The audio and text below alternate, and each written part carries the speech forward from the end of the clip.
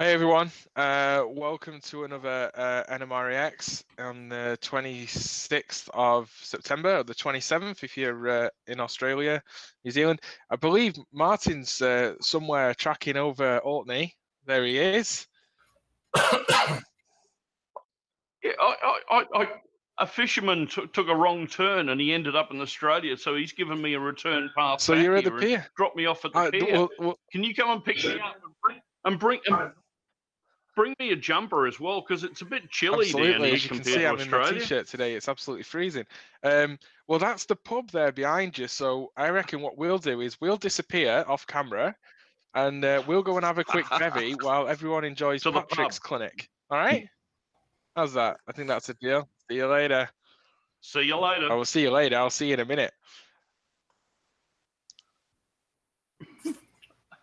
Well, You now will. that the clowns are gone, here we are. Another round of NMRAx. And today, our first presenter lives in Scotland. So you should be cold as well up there, right? And is originally from England. He has held a variety of roles within the British region, including on the board of directors. His love of things Swedish comes from his mother, who was born in Sweden. He's also a fluent Swedish speaker and once regularly appeared as a Swedish news reporter. Today, he'll be introducing us to the railways of Sweden and giving us a taste of operations on his HO-scale Swedish layout, which has appeared in the UK's Continental Model Railroad magazine and appeared at numerous train shows across the UK. We welcome Mr. Patrick Grace.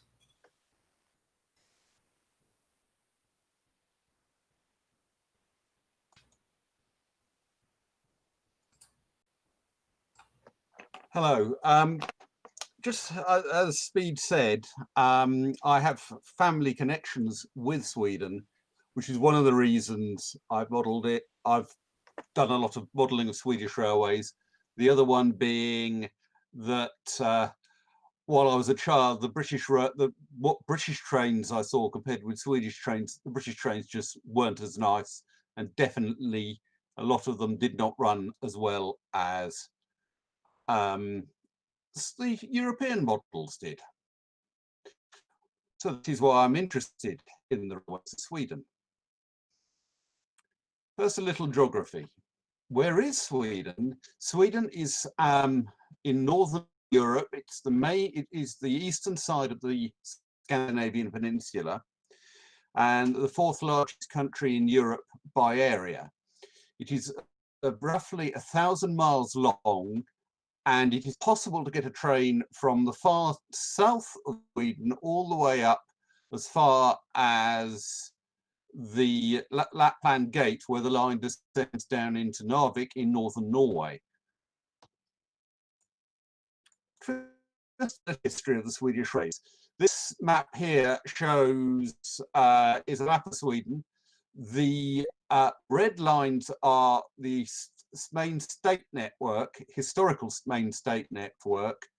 Originally, the state railways built a set of lines that ran from Stockholm to Gothenburg and Malmö to Stockholm, with a link between Nässjö and Falköping.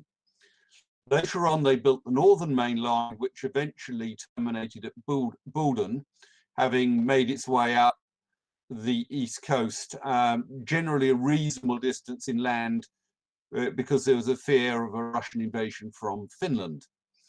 The green line at the top of the map is actually the famous iron ore railway, which runs from Narvik over the mountains through the major iron ore centre at Malmberget and Kiruna, down to the harbour at Luleå at the northern end of the Gulf of Bothnia.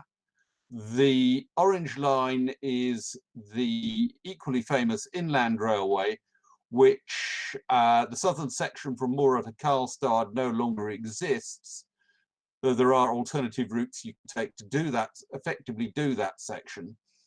The northern section takes 2 days. You have a journey from Mora to Östersund, and then the following day you'd complete the other half of the line. The trains are famous, passenger services only run in summer, and are famous for stopping so you can pick blueberries, or there's a herd of reindeer or a bear, and they always stop when they reach the pole circle just south of Jokkmokk. The blue lines are the Halmstad-Nesja railway network, or the main lines of the network. There was also a line running up to Falköping, which I've not included to keep the map clearer. These photos, most of these photos were taken at the 150th anniversary celebration of the Swedish Railways in 2006, Sweden being relatively late starting their railways, starting it in 1856. They then managed to build a vast variety of gauges, the most important ones being 4 foot 8.5, 3 foot 6 inches imperial, which is Cape gauge, which there was quite a bit of in bits of southern Sweden. A lot of 891 millimeter gauge, or 3 Swedish feet, which is quite a bit both wet on both the west and east coasts in various areas. In the industrial heartland, there was a selection of 802 millimeter gauge, and there were a few short 600 millimeter gauge lines as well. This loco is actually Prince August. She was one of the number 3 and one of the original locos delivered by Bear Peacock in 1856. She was withdrawn in 1906 and was brought back into operating order in 1956 by fitting a boiler from another loco that had been built in the 20s for one of the private railways. I suppose I should mention a lot of the non-state network was built by private railways.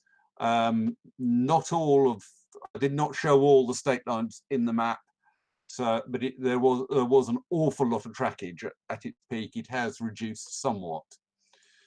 The next loco is Yerta, which is another Bear Peacock product. She was actually built in 1866 and has been redrawn and is in virtually original condition. There was a little bit of backdating done in 1914, they think, when she was put on display at the Baltic exhibition in that year. This is a slightly later steam engine. This is a CC class, number 404, which was built in 1892 and came to the museum collection in 1929, hauling a short train of vintage coaches past the museum. This is Berg. She was built for an industrial line and is fairly typical of the sort of smaller tank engines that were used by the private railways and industrial concerns within Scandinavia. She's currently plinthed alongside a main line. One of the things that did happen was there was a lot of standardization in terms of rolling stock. Passenger stock in some ways less so, but freight stock people tended, because it was generally bought from a limited number of manufacturers, to build much the same thing. This being a standard 1898 pattern goods van, albeit fitted with more modern bearings at some point in its life. And this is a C3 class coach from around the same sort of period. I believe it's a C3C, but there aren't any markings on the underframe to confirm that.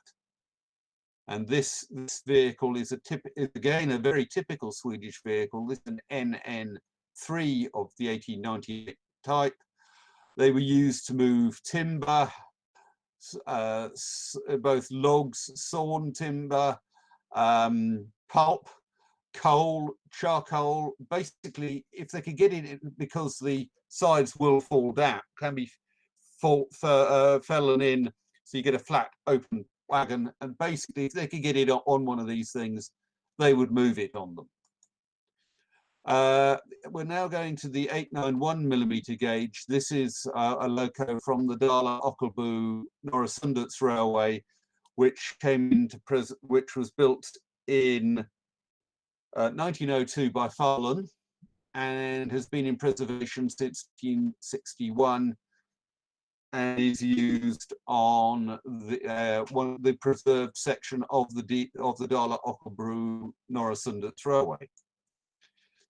This is one of the two major modern steam locomotive classes operated by the Swedish State Railways. This is a E2 class. The original E class was an inside cylinder 080.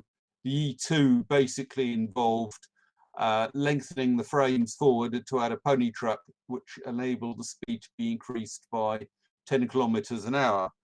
They were built from around 1910 right through and were in service right up until the closure of the strategic reserve in the 1980s.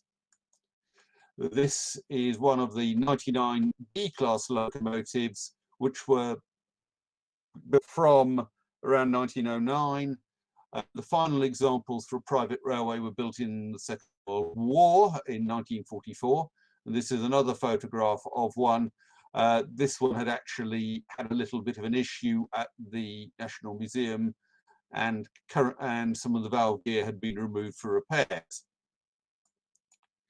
And back to the narrow gauge. This is the Västra Götalands Railway number 24. This line ran inland from Gothenburg up to the southern side of Lake Vättern and Maria Fred, and was built by Nohab in 1911, and again preserved fairly early, and now runs on the Anton Gräfsnäs Railway.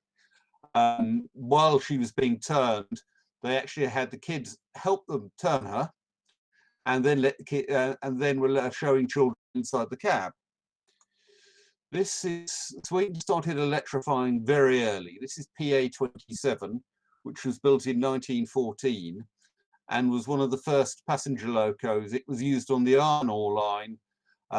They found fairly early on that steam engines running in the Arctic was a bit of a problem, and that electrification seriously increased capacity on the line. She's not run very often. She was actually being used, in this case, the Hall of Special. The locomotive behind her is a D class from 1925, which was being used to provide protection in case the 1914 loco failed. And here's the same loco again, hauling a rake of 1940s commuter coaches of class B6. Later versions of this class had a steel body, and there were a number that were known as parentheses, where the wood cabs had been damaged and they were replaced with steel cabs. So you had a steel cab at each end and a wood body in the middle, though there were a few where only one cab got converted. And this is a classic 1940s high-speed loco of class F.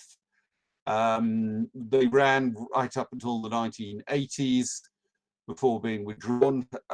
They were capable of 135 kilometers an hour maximum. Once the track had been improved to the standard, they could cope with that.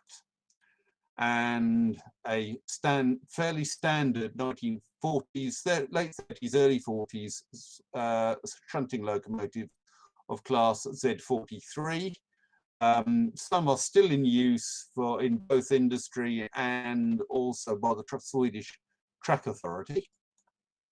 We have a U-class shunter. I can't tell which precise variation without the number plate, with a Nohab class T43 diesel hiding behind.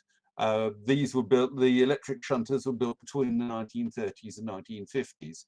And again went late 80s, early 90s, really. This is the standard 1930s closed van. They were known as a standard G.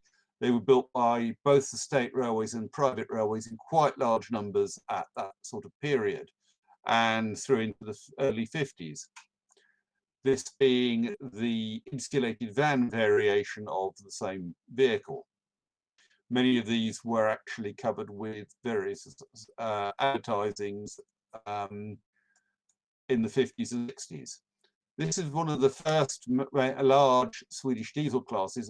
This is a class V3 built by Esslingen in Germany and was essentially a modification of the wartime German army standard shunter. They have now all been withdrawn. This loco here is a class S1, the last Swedish steam loco class built in the early 1950s.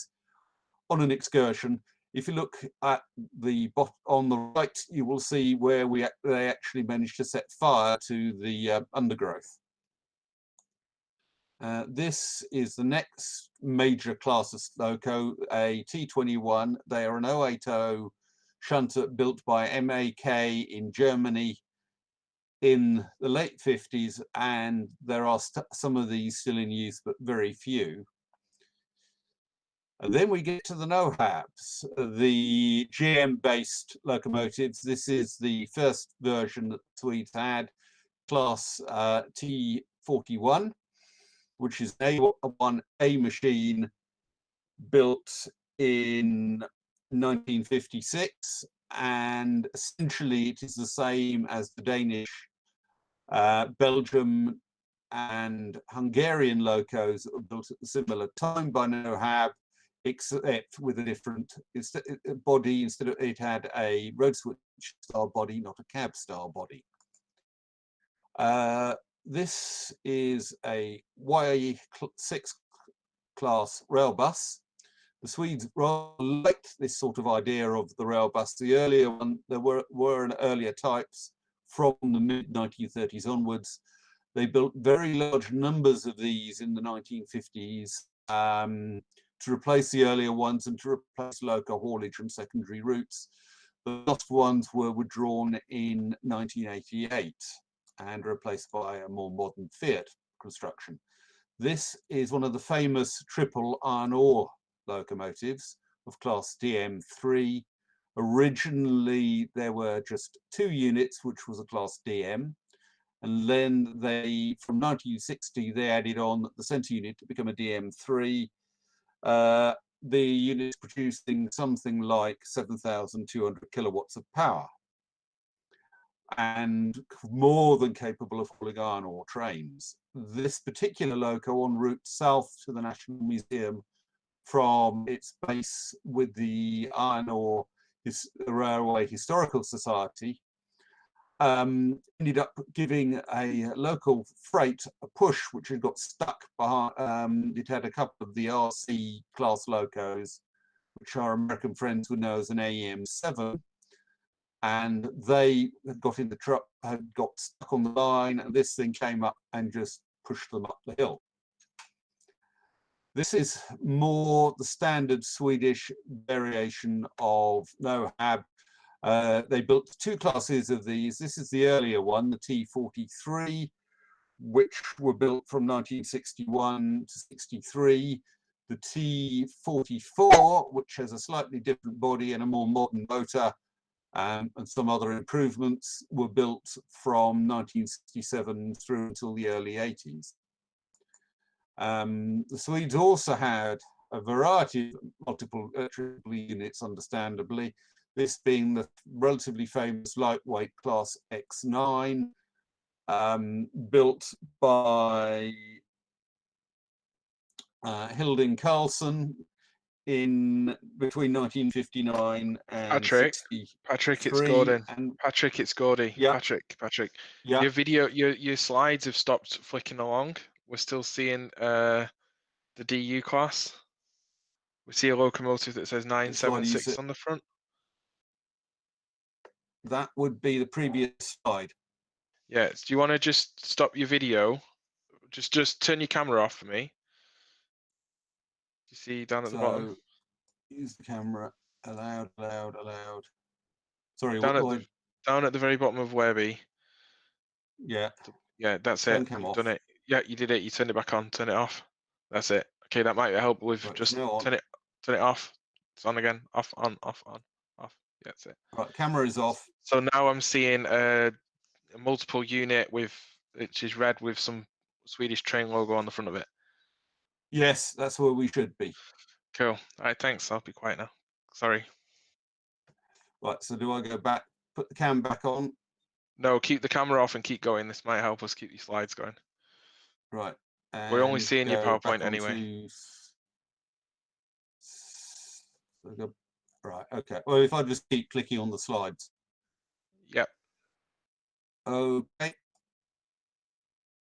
Oh, it's not letting me click on the slides.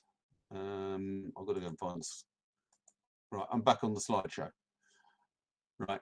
Okay, sorry about that. Right, this is a RC class. This is an RC4, which was specially repainted back into the traditional livery for the 150th celebrations. There were classes RC1 to RC6 plus RM being a specially ballasted freight version. Built over quite a long period, and the Swedes have got something over 350 of them at the maximum. There was also a batch of Austrian locos that came back to Sweden later, which are still in use as well, and this is another version of them. The AM7 is essentially an RC4 with bogies from the class RC3 fitted to them. Class numbers varied depending on when they were built and the precise gearing. We're now getting to relatively technology. This is the class X2000 or X2 high-speed tilt train, which came into service from 1989, with the last examples delivered in 1998. They're all still in use. This is a modern rural DMU of class Y31, a standard Bombardier Itino class built in around 2002. And then we have a Siemens class 441 called for one of the private operators, Hector Rail. And then a little bit about modelling. As a general talk, there are produced by a variety of publishers, mainly in Swedish. The book Nordens Järnvägar, a picture book series, they are in both English and Swedish. All the other books aren't, but it gives you an idea of what is available. These are all currently available via the publisher Frank Stenvall's bookshop in Malmö. Here have a Swedish RC class and a DA. Both of these models were built by Fleischmann, the DA in the 1950s, and the RC is probably a 1970s model. The DA has done by Marklin and more recently by Roca, which is a far better model. The early RCs have been done by Lima, Marklin, as well as Fleischmann, the Lima one being generally better than the Fleischmann one, but manufacturer Jayco has just done a modern standard model. This little loco is actually a flying Black Anna, which has been modified with a standard Swedish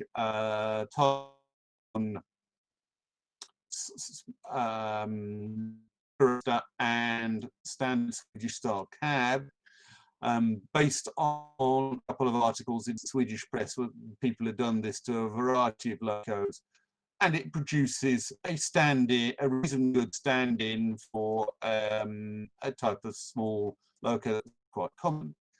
Here we have a Lima loco that was bought by the private TGO railway, and for a couple to a hobby trade refrigerated van with a Lilliput and a Brawa tank wagon, all of which are appropriate. This is the Roco RC5/6 model, hauling a rake of modern 1980s coaches. The catenary system is made by MJ Hobby in Stockholm. They have since upgraded the system.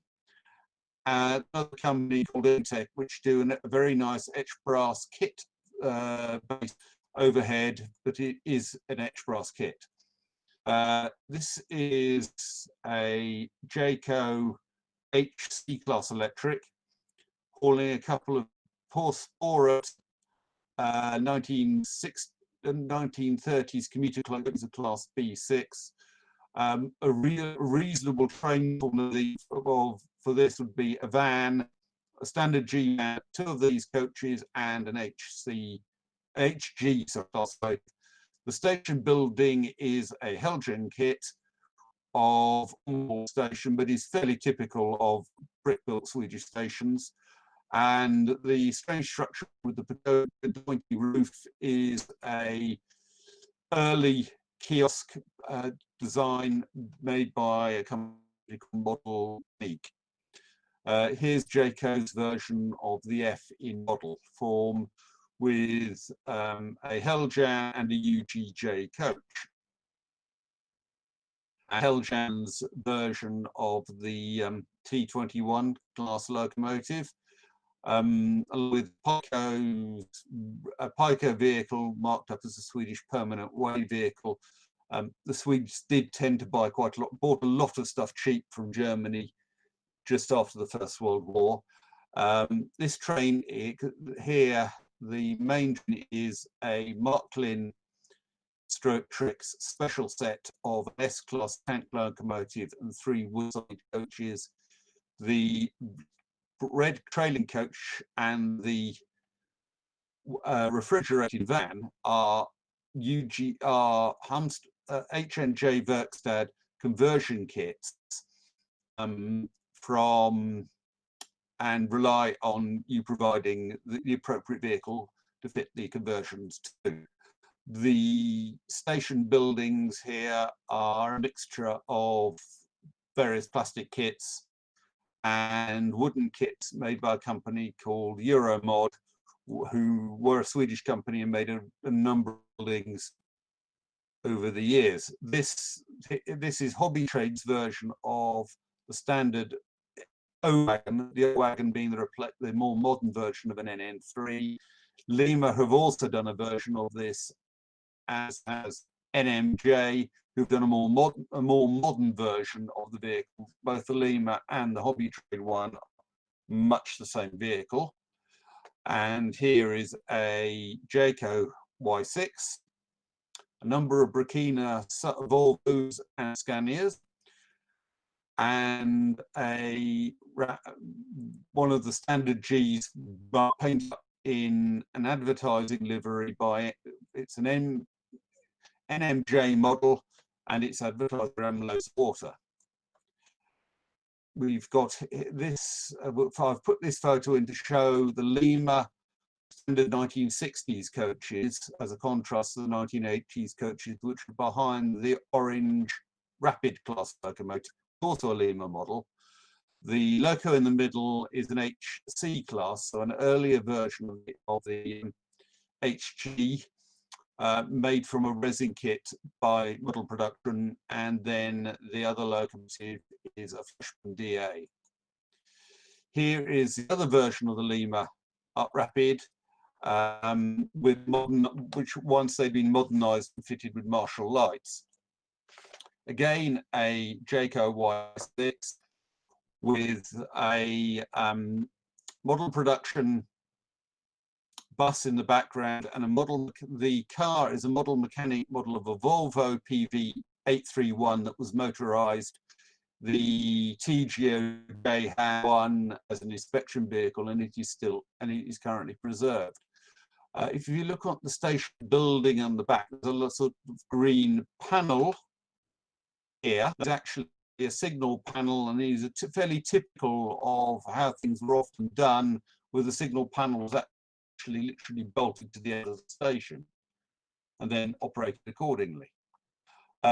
This is a class Z65 model. The orange loco is a current production JACO model fitted with DCC. The other vehicle one is a Hornby toy train set model repainted in Swedish livery. I'm not quite sure why they did it, but they did. It was never done. It is one of a number of K's kits that were made for the Scandinavian market. This being a Swedish class shunter, they actually only weigh about 8 tons in reality, and it is fitted with an SLV CC drive unit. The first diesel had was actually, the Swedes bought was a NOHAB demonstrator of class G12 type. There has been a very expensive brass model made. This particular model is a Freshezzi model, suitably repainted and with buffers fitted. It is a little bit scale. It is 4 millimeters to the foot, not 3.5. And this is a Lima. This is the class T23 in model form, as made by Lima. JACO have since made a better model with much better running characteristics. The Lima ones were really not heavy enough. And this is Rucker's version of the DA class. And I had to put this in. This is a Heljan MY class locomotive, which were bought Denmark. A number of them, when the Danish State Railways got rid of them, were bought up by various private freight operators in Sweden and used by them. This loco got painted in this scheme for a film, and it, should we say, the film was awful, but the loco's good. And we have the DM here with some wagons, and the latest JACO model, which is an E-class. And I'm just going to say a little bit about Swedish station design. The standard practice is to number your tracks. So we have track 1 nearest the station, 2 in the middle, and 3 on the outside. You have the station building. In fact, this is a better photo. You have your station building, you have which is here, a toilet block, and then a goods shed and loading ramp. And as you can see, traditionally there was an awful lot of advertising hung on the side of the loading of the buildings where passing passengers could see it. And then looking from the other direction, we have a telephone box, various station gardens, and this little lump here is actually an earth cellar. Here is a model of a lineman's house with various ancillary buildings. The lineman's house is an architect model. This is a Swedish model, a model mechanic, if I remember rightly, signal. It is set to show drive at 40 kilometers an hour as you pass it. This is a minimalist Swedish station, it being basically a shed and a bench. This round sign here is called a plåtstind, or steel station master. And what you would do is turn the sign in the direction of the approaching train. The train driver would then hopefully see the sign and come to a halt, at which point you could then climb on the train. Here are a few photographs and a little bit about the layout. The layout is actually based on this red line, which is the fictional branch line heading off from the real Halmstad-Nässjö line. But this is the inspiration. This is Hyltebruk with its large timber processing, paper mill. And then another view of the paper mill here.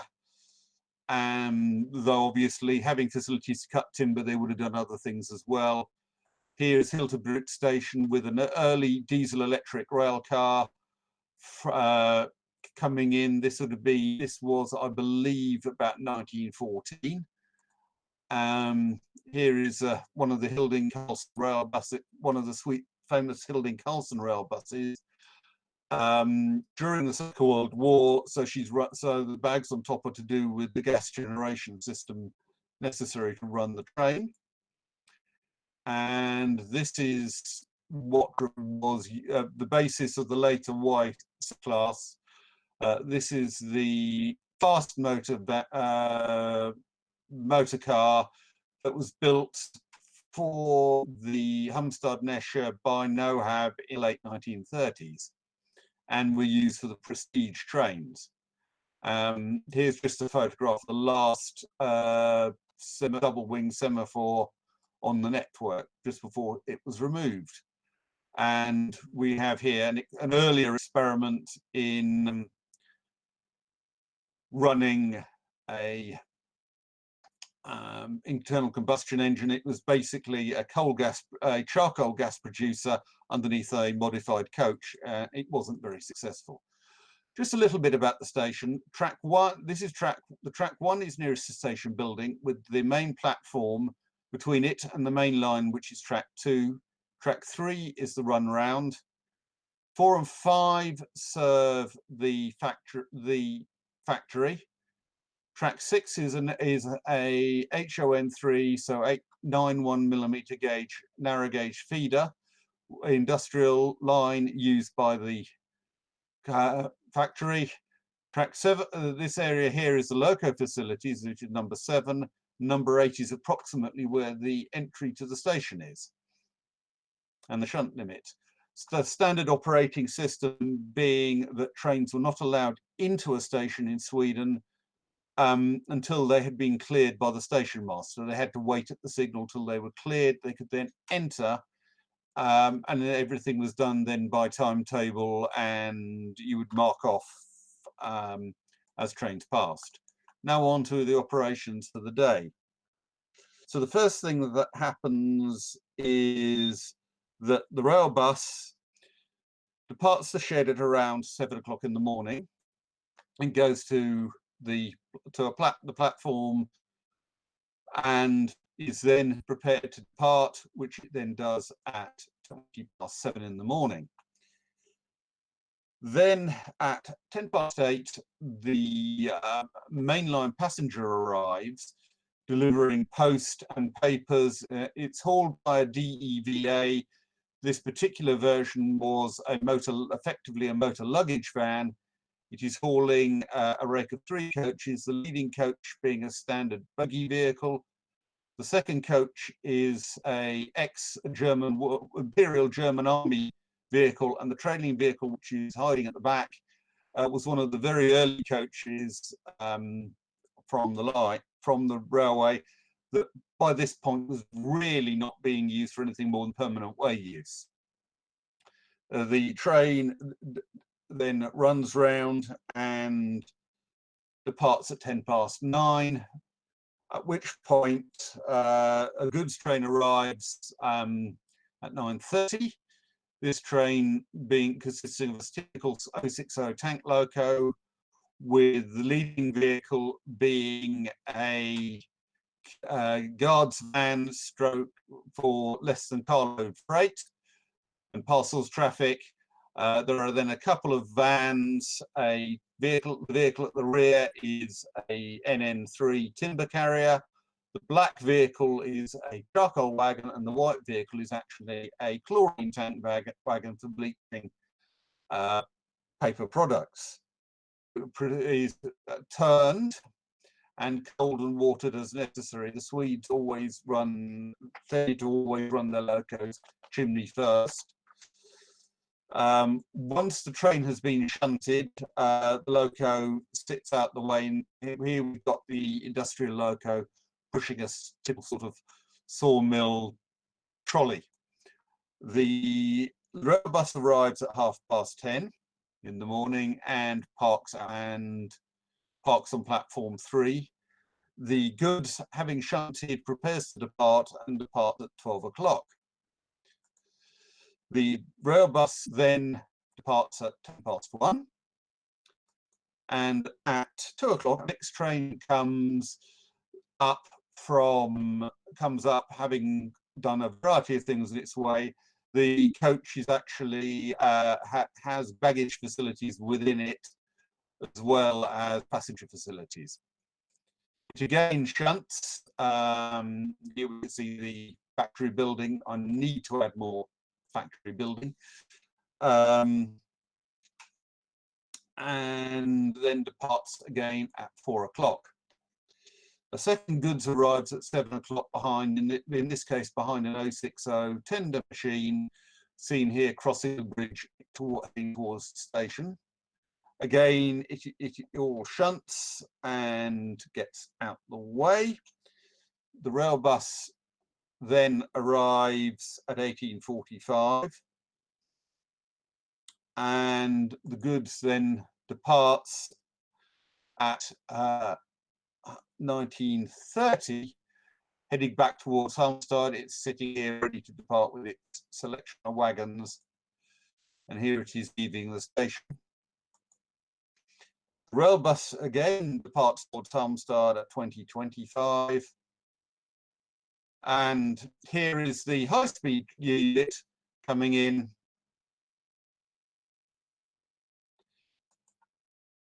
This is the high-speed motor car, which has come in at 21:30 to basically deliver people who've been to the beach in the Halmstad area back here, and also to collect people who've been inland to the forests and take them back to Halmstad. It departs again at 9:30. The last train of the day arrives at 20 past midnight, when the rail bus returns and then proceeds to go back to the shed. And a couple of models just to finish. This is my version of the Kohlgasvagn. It's based on one single photo that I had in a book. I should probably redo it at some point, but I haven't. And this is a slightly unusual vehicle that only HNJ operated, which was a 3-axle NN3 effective, NN1, sorry, not NN3. And they were unique to the Halmstad-Nesja Railway. And interestingly, it was also unbraked. Historically, you would get one braked vehicle to two unbraked vehicles on a lot of the Swedish railways. Okay, thank you.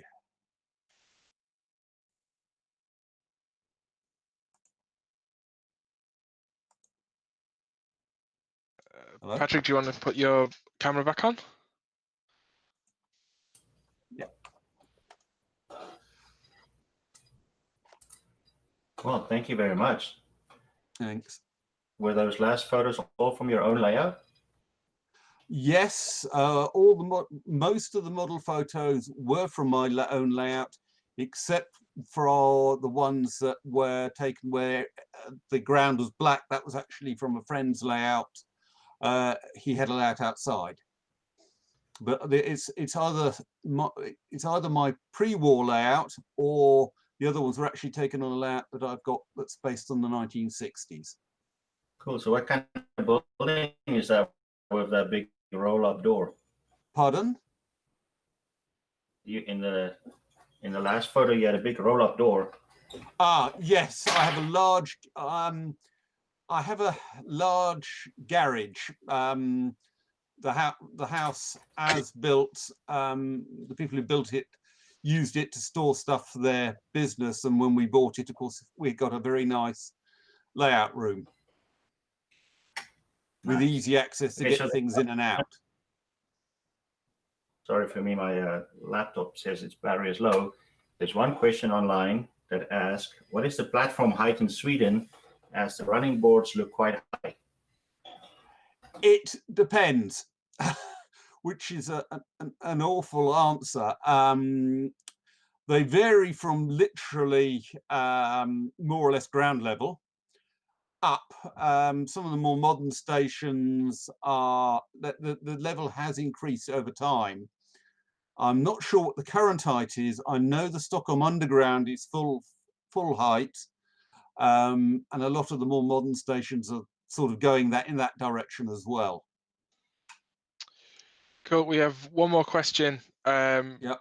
for you, Patrick, from Andy. Andy asks, are KD standard in Swedish railway modelling, or is this something that you've put on yourself? I've put the KDs on. Swedish models come, depends on the manufacturer, with being European models. Most of them tend to use the standard Swedish or standard Markling type hook and loop, but Roco models will come with their own coupling.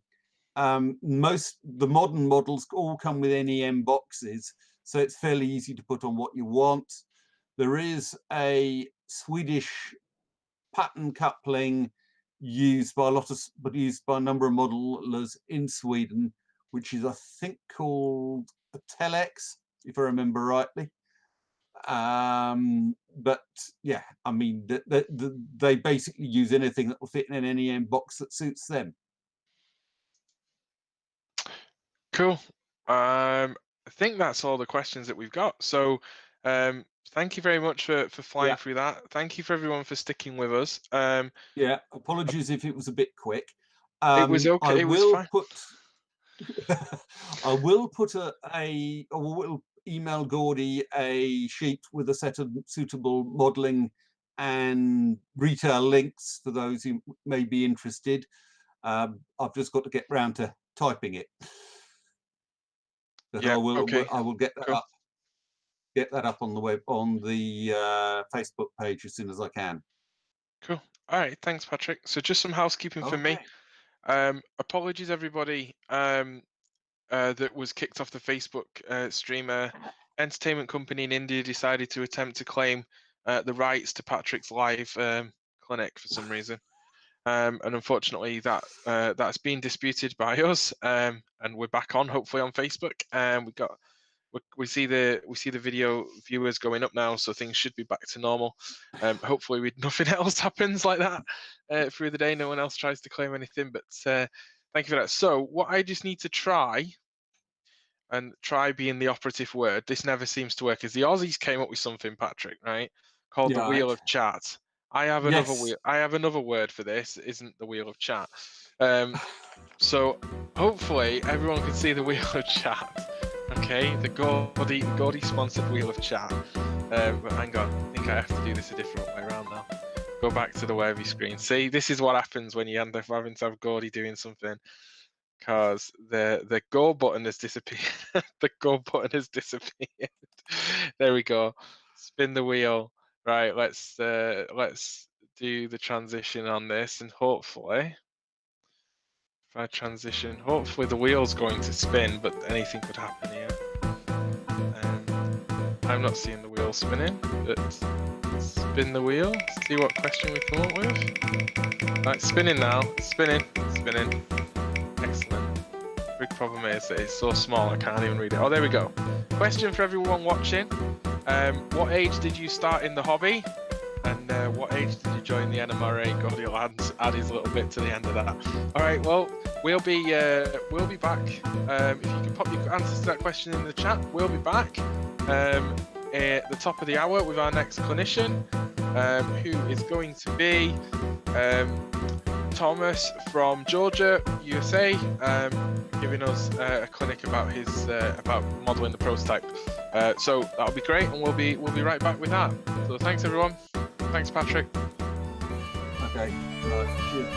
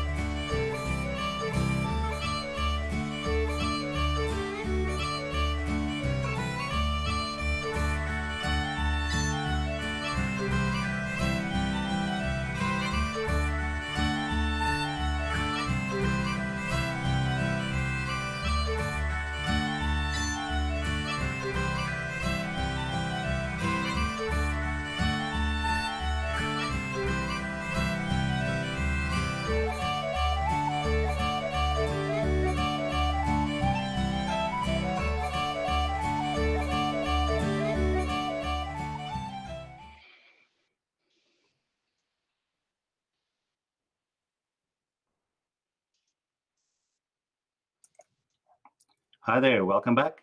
I'm Speed at the bottom of the helix. Our next clinician is a retired City of Miami firefighter who currently lives in the mountains of Northeast Georgia. His HOSK layout, the Georgia Northeastern, was first featured in the 2016 issue of Model Railroad Planning in an article titled Georgia Shortline on My Mind. He has written several articles appearing in Model Railroader, Model Railroad Planning, as well as Model Railroad Hobbyist. He also has a YouTube channel and a website where he posts videos of his layout and current projects. A member of the Piedmont Division of the NMRA, we welcome Mr. Thomas Klemoski. Hi, well, thank you, Speed. Thank you, Gordy, for having me here today. Again, welcome to everybody, and thanks for attending my presentation. What I'm going to talk about today is the Georgia Northeastern Railroad prototype and modeling. When I first started my layout, I started posting videos, and everybody thought that's a neat little freelance railroad. And then I showed them pictures of the actual railroad, and they were even more impressed. Let me give you a quick introduction. Speed already pretty much covered most of this, but I'm a retired City of Miami firefighter, worked for the city for almost 30 years. Once I retired, I came up to the mountains and became a car host and trainman, eventually a trainman on the Blue Ridge Scenic Railroad as a part-time job, and I learned a lot about prototype railroading from there. I've been a long-time model railroader, and as Speed mentioned, I have some articles in Model Railroader, Model Railroad Planning, Model Railroad Hobbyist. What we're going to cover today is the brief history of the Georgia Northeastern Railroad line.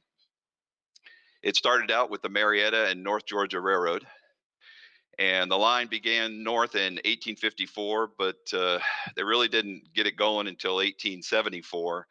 To keep the cost down, they followed the contours of the land, which led to some steep grades and tight curves. It was started off as a narrow gauge and then converted to standard gauge in around 1889 to 1890.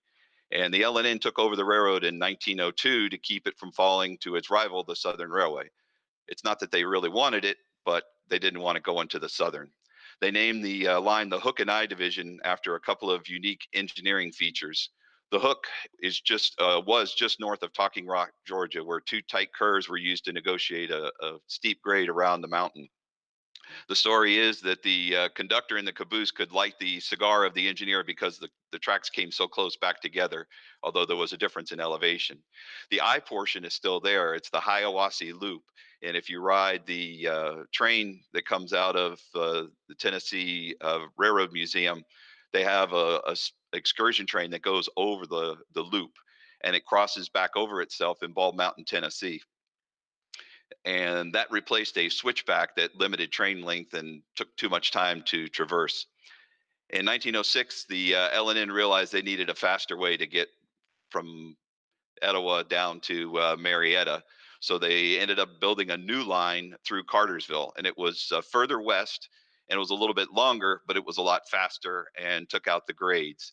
The Hook and Eye then became known as the Old Line, and the L&N operated the line, serving the industries until 1983 when CSX purchased the line, and then CSX operated it until 1987. Here's a timetable from the period in 1941, and you can see all the stations that were along the line.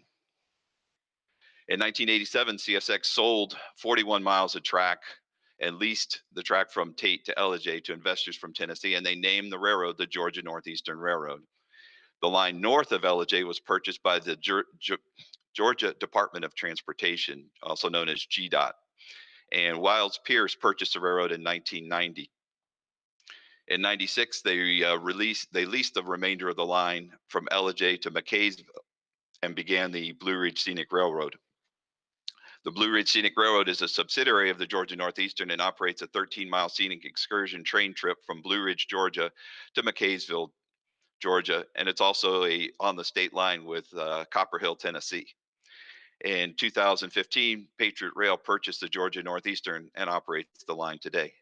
Here's a shot of the Blue Ridge Scenic Railway going over the river, one of the highlights of the trip.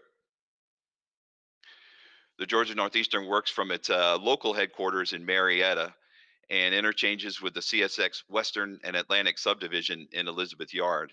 And today, Patriot Rail oversees the operations of the Georgia Northeastern from its main headquarters located in Jacksonville, Florida. The Georgia Northeastern has a small locomotive service facility located in Tate. Has 2 service bays, a fuel storage area, office area, sand tower, and it's a very unique sand tower. There's pictures of the sand tower where it was only a few feet off the ground, and then they later elevated it to its current position. As of 2013, this was the roster of the Georgia Northeastern. You can see a lot of classic Jeeps here. Some as far back as 1956, the GP9, 6576. I got to ride on, and I'll show you some slides here a little bit later as they work the line. Again, it's a modern era railroad, but it's using old time Jeeps, which for me was a perfect combination. Here's a list of the stations, and it begins at 382, begins in McKaysville, Georgia, and ends at 476. So total trackage is about 94 miles. And the mileposts indicate the mileage from that point to Louisville, Kentucky, which is the home of the former L&N Railroad. Trains are controlled by a verbal block system. Block limits are designated by signs displayed at the beginning of each block, and a control station, basically the dispatcher, issues one of the following blocks, either an absolute block or an occupied block. Absolute block allows the train to move in any direction. An occupied block says that you have permission to operate, but it may not be necessarily clear of proceeding, standing, or on-track equipment. And the movements will be specified in which direction.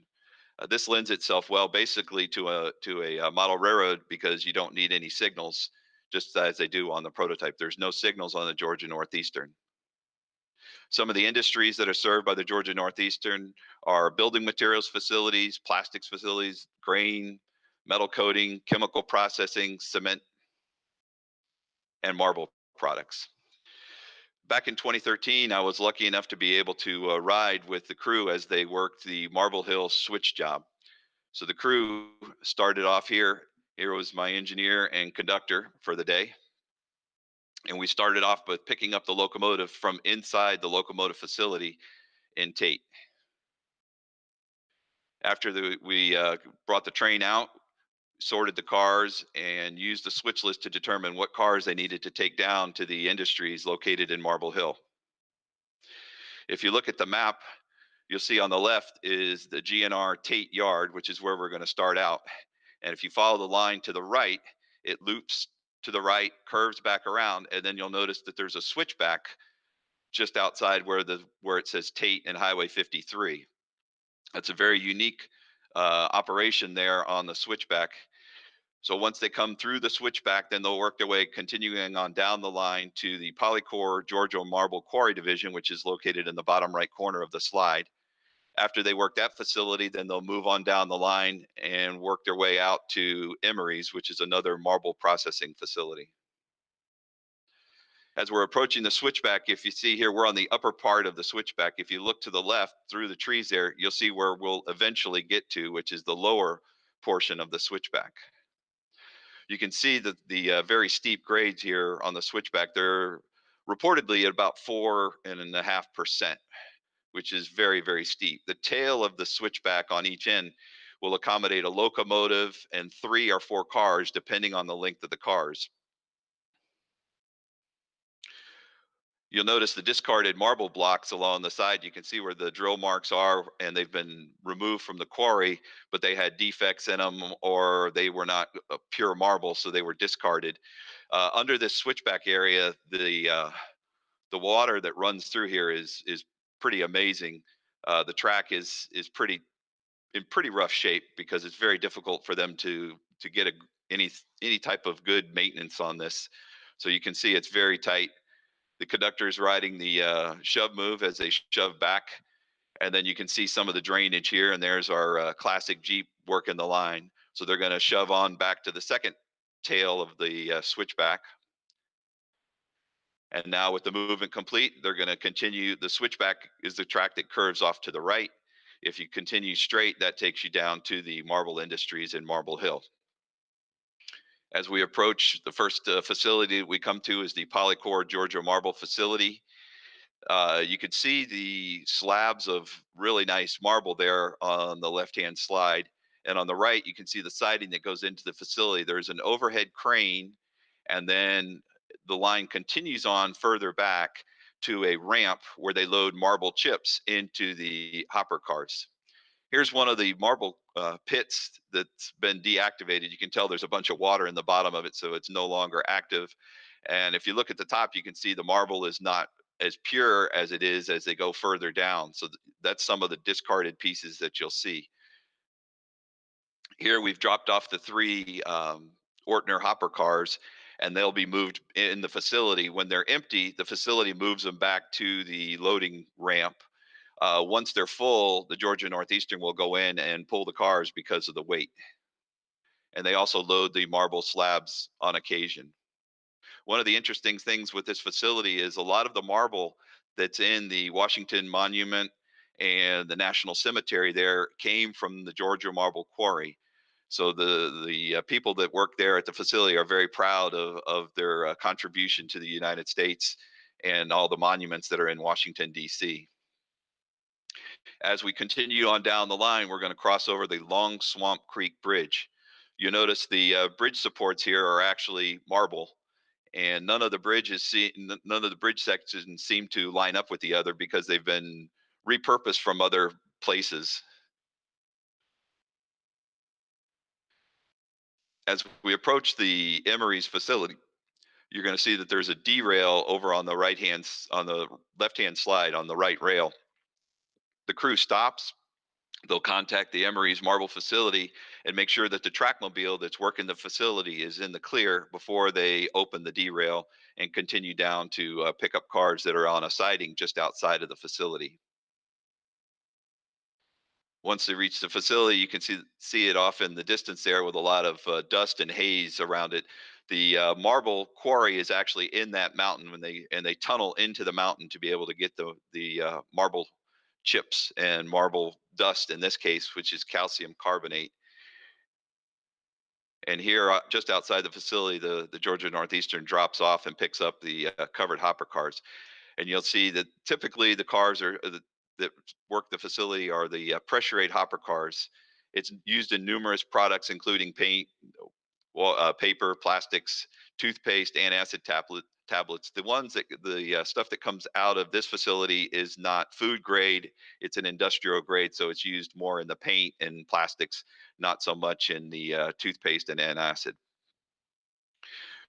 Once we drop the car off there outside, we come and work our way back up the switchbacks to the heading back towards the yard there in the locomotive service facility. There's an old depot there that was abandoned, and it's seen better days. The conductor is riding the locomotive and throwing the switches. Once we get back, they prepare some of the other locomotives for a trip down from Tate. They're going to transport the cars down to Marietta, which is a long trip. So they load them up with fuel and sand so that they're ready to go for the trip. And typically they'll take the cars down a couple of times, 2 to 3 times a week. Later that day, they got a call that the hopper car is ready to be picked up. So they head back down to go pick it up. That's something that's really unique on a short line, is that the customer service is very high on their priorities. The car that we're going to go down and pick up was actually there when we went down the first time. They just hadn't called to say that it was ready. You can tell this engine has been used and abused. So the second car is the one that needs to be picked up. So they're going to pull the one car out, set it out on the curved siding, and then return the other car back to the passing track. In the picture on the left, you see the conductor is pulling a wheel chock from the wheel of that first car. And then they're going to go set that car out. And then they drop the hopper car off. You see that one hopper car sitting out by itself. That's the one that they just picked up. So then the crew returns the locomotive back to the facility, and they continued with the rest of their day getting the locomotives ready. That's one of the neat things about modeling a short line, is you can get some good information. A lot of times people overlook what's right in their own backyard. When I was looking to build a model railroad, I started looking around to see what was around me, what was something that was close by that I could get some rail fan pictures, maybe get a little information about it. And I came across the Georgia Northeastern. I was actually looking at a couple other lines, but this is the closest line to where I live in Northeast Georgia. So I decided to model the Georgia Northeastern, and not too many people have been modeling it. So that was kind of another motivating factor is not everybody has the Georgia Northeastern. So it kind of makes the railroad mine, which is something to think about when you're trying to decide what you want to do to determine which model or which railroad you want to model. The room that I have for the layout is not very large. It's 9'2" by 10'6". So it's basically about the size of a bedroom. I also have a staging cassette located in an adjoining room, which is removable. The operations replicate similar switch jobs on the Georgia Northeastern, and it can accommodate basically 3 separate switch jobs.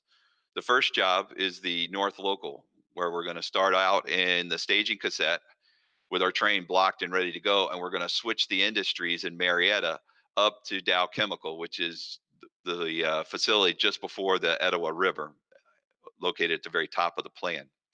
So there's a handful of industries there that need to be switched. Georgia Metal Coaters, Universal Alloy, Capital Building Materials, ERB Plastics, a cement plant, a team track, and then Dow Chemical. Not every industry is switched during an operating session, just like on the prototype.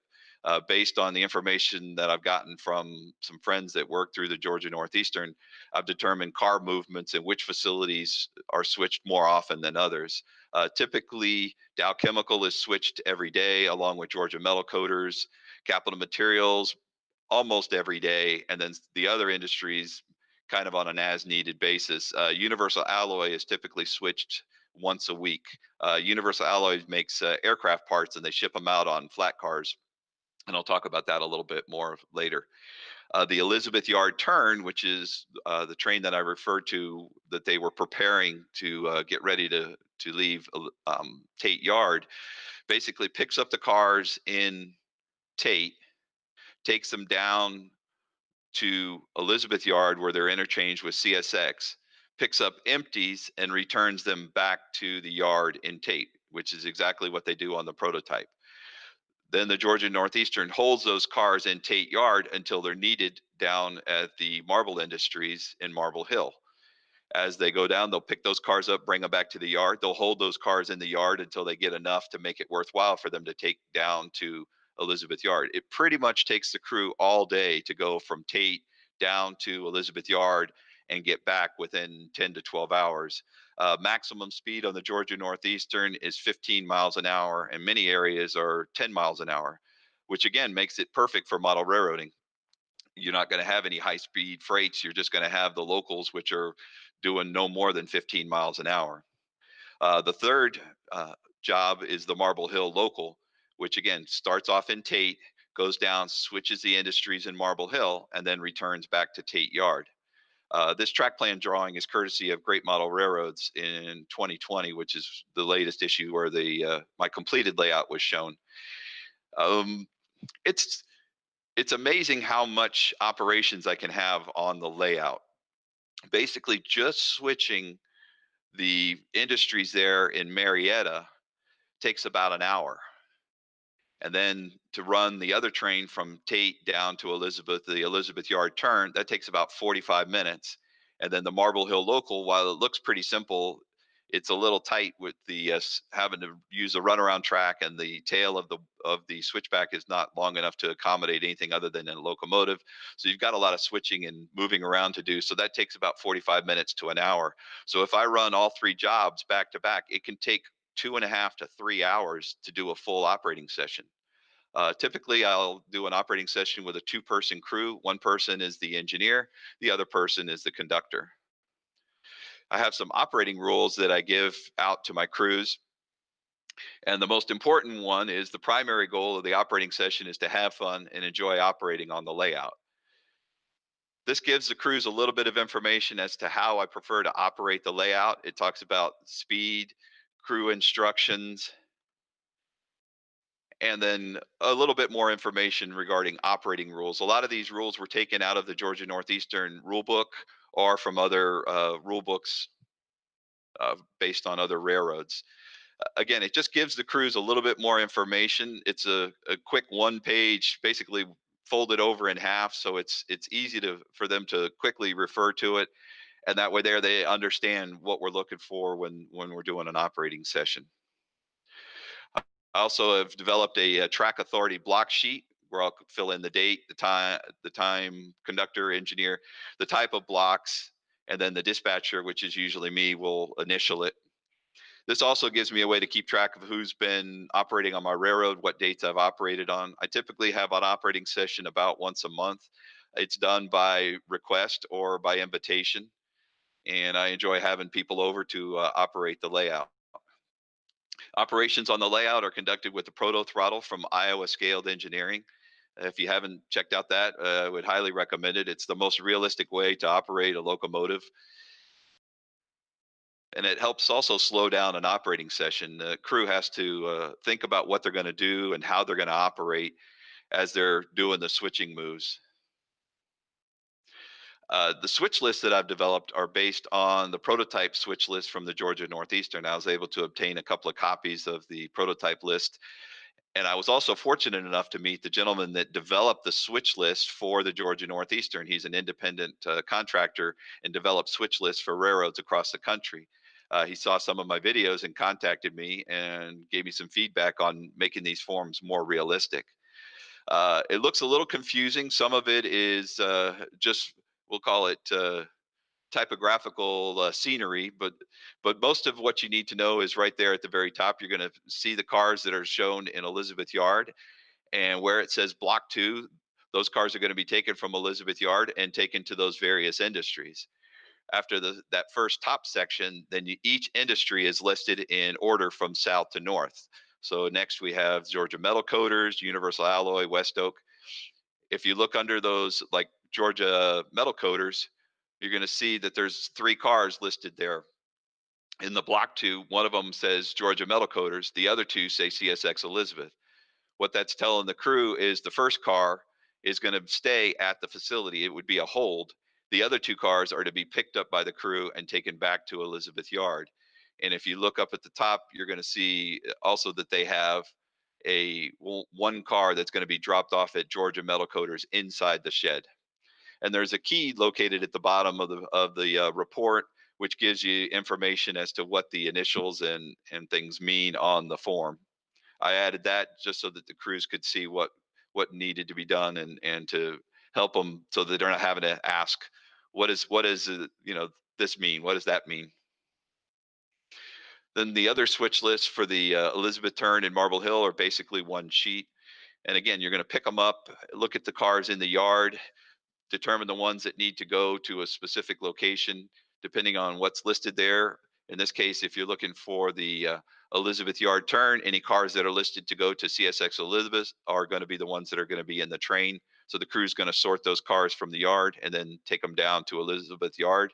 In Elizabeth Yard, the cars are already blocked and ready to go.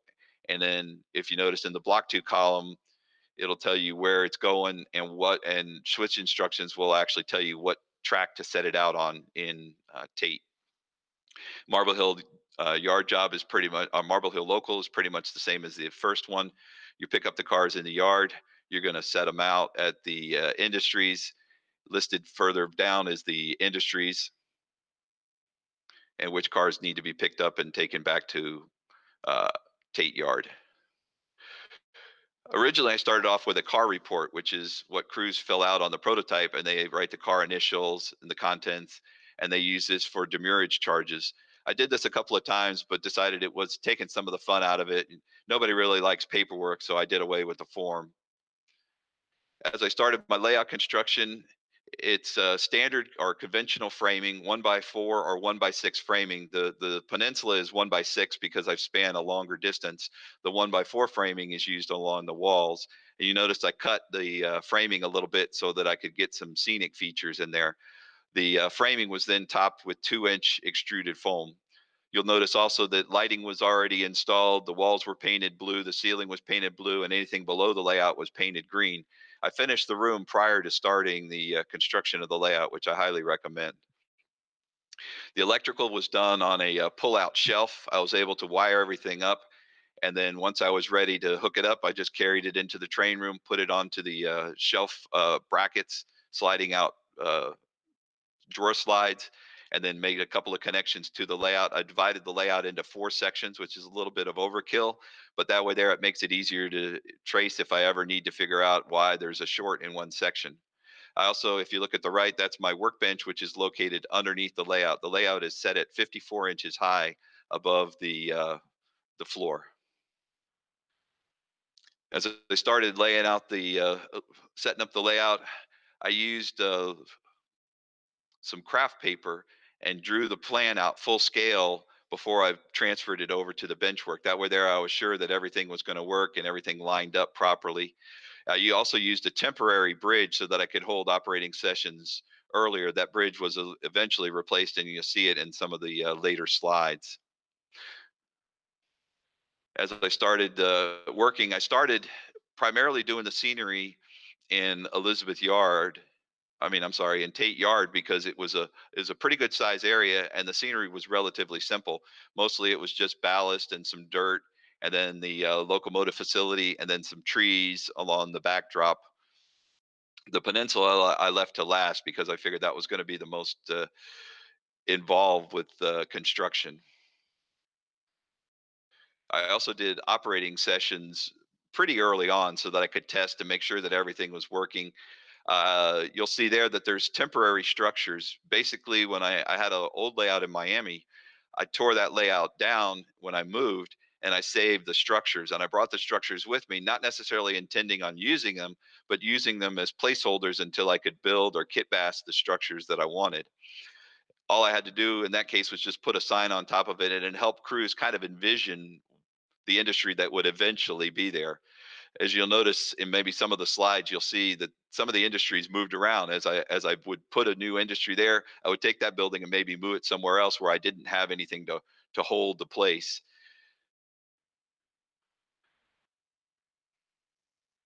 Again, as I was designing the layout, I started marking everything out so that I knew kind of where everything would go, and that way there I could make any adjustments. I also added the photo backdrop. The photo backdrop came from pictures that I took here in the local area, and had them enlarged and made into 3-foot sections, and then applied them to the backdrop, and then added trees and scenery items in front of it.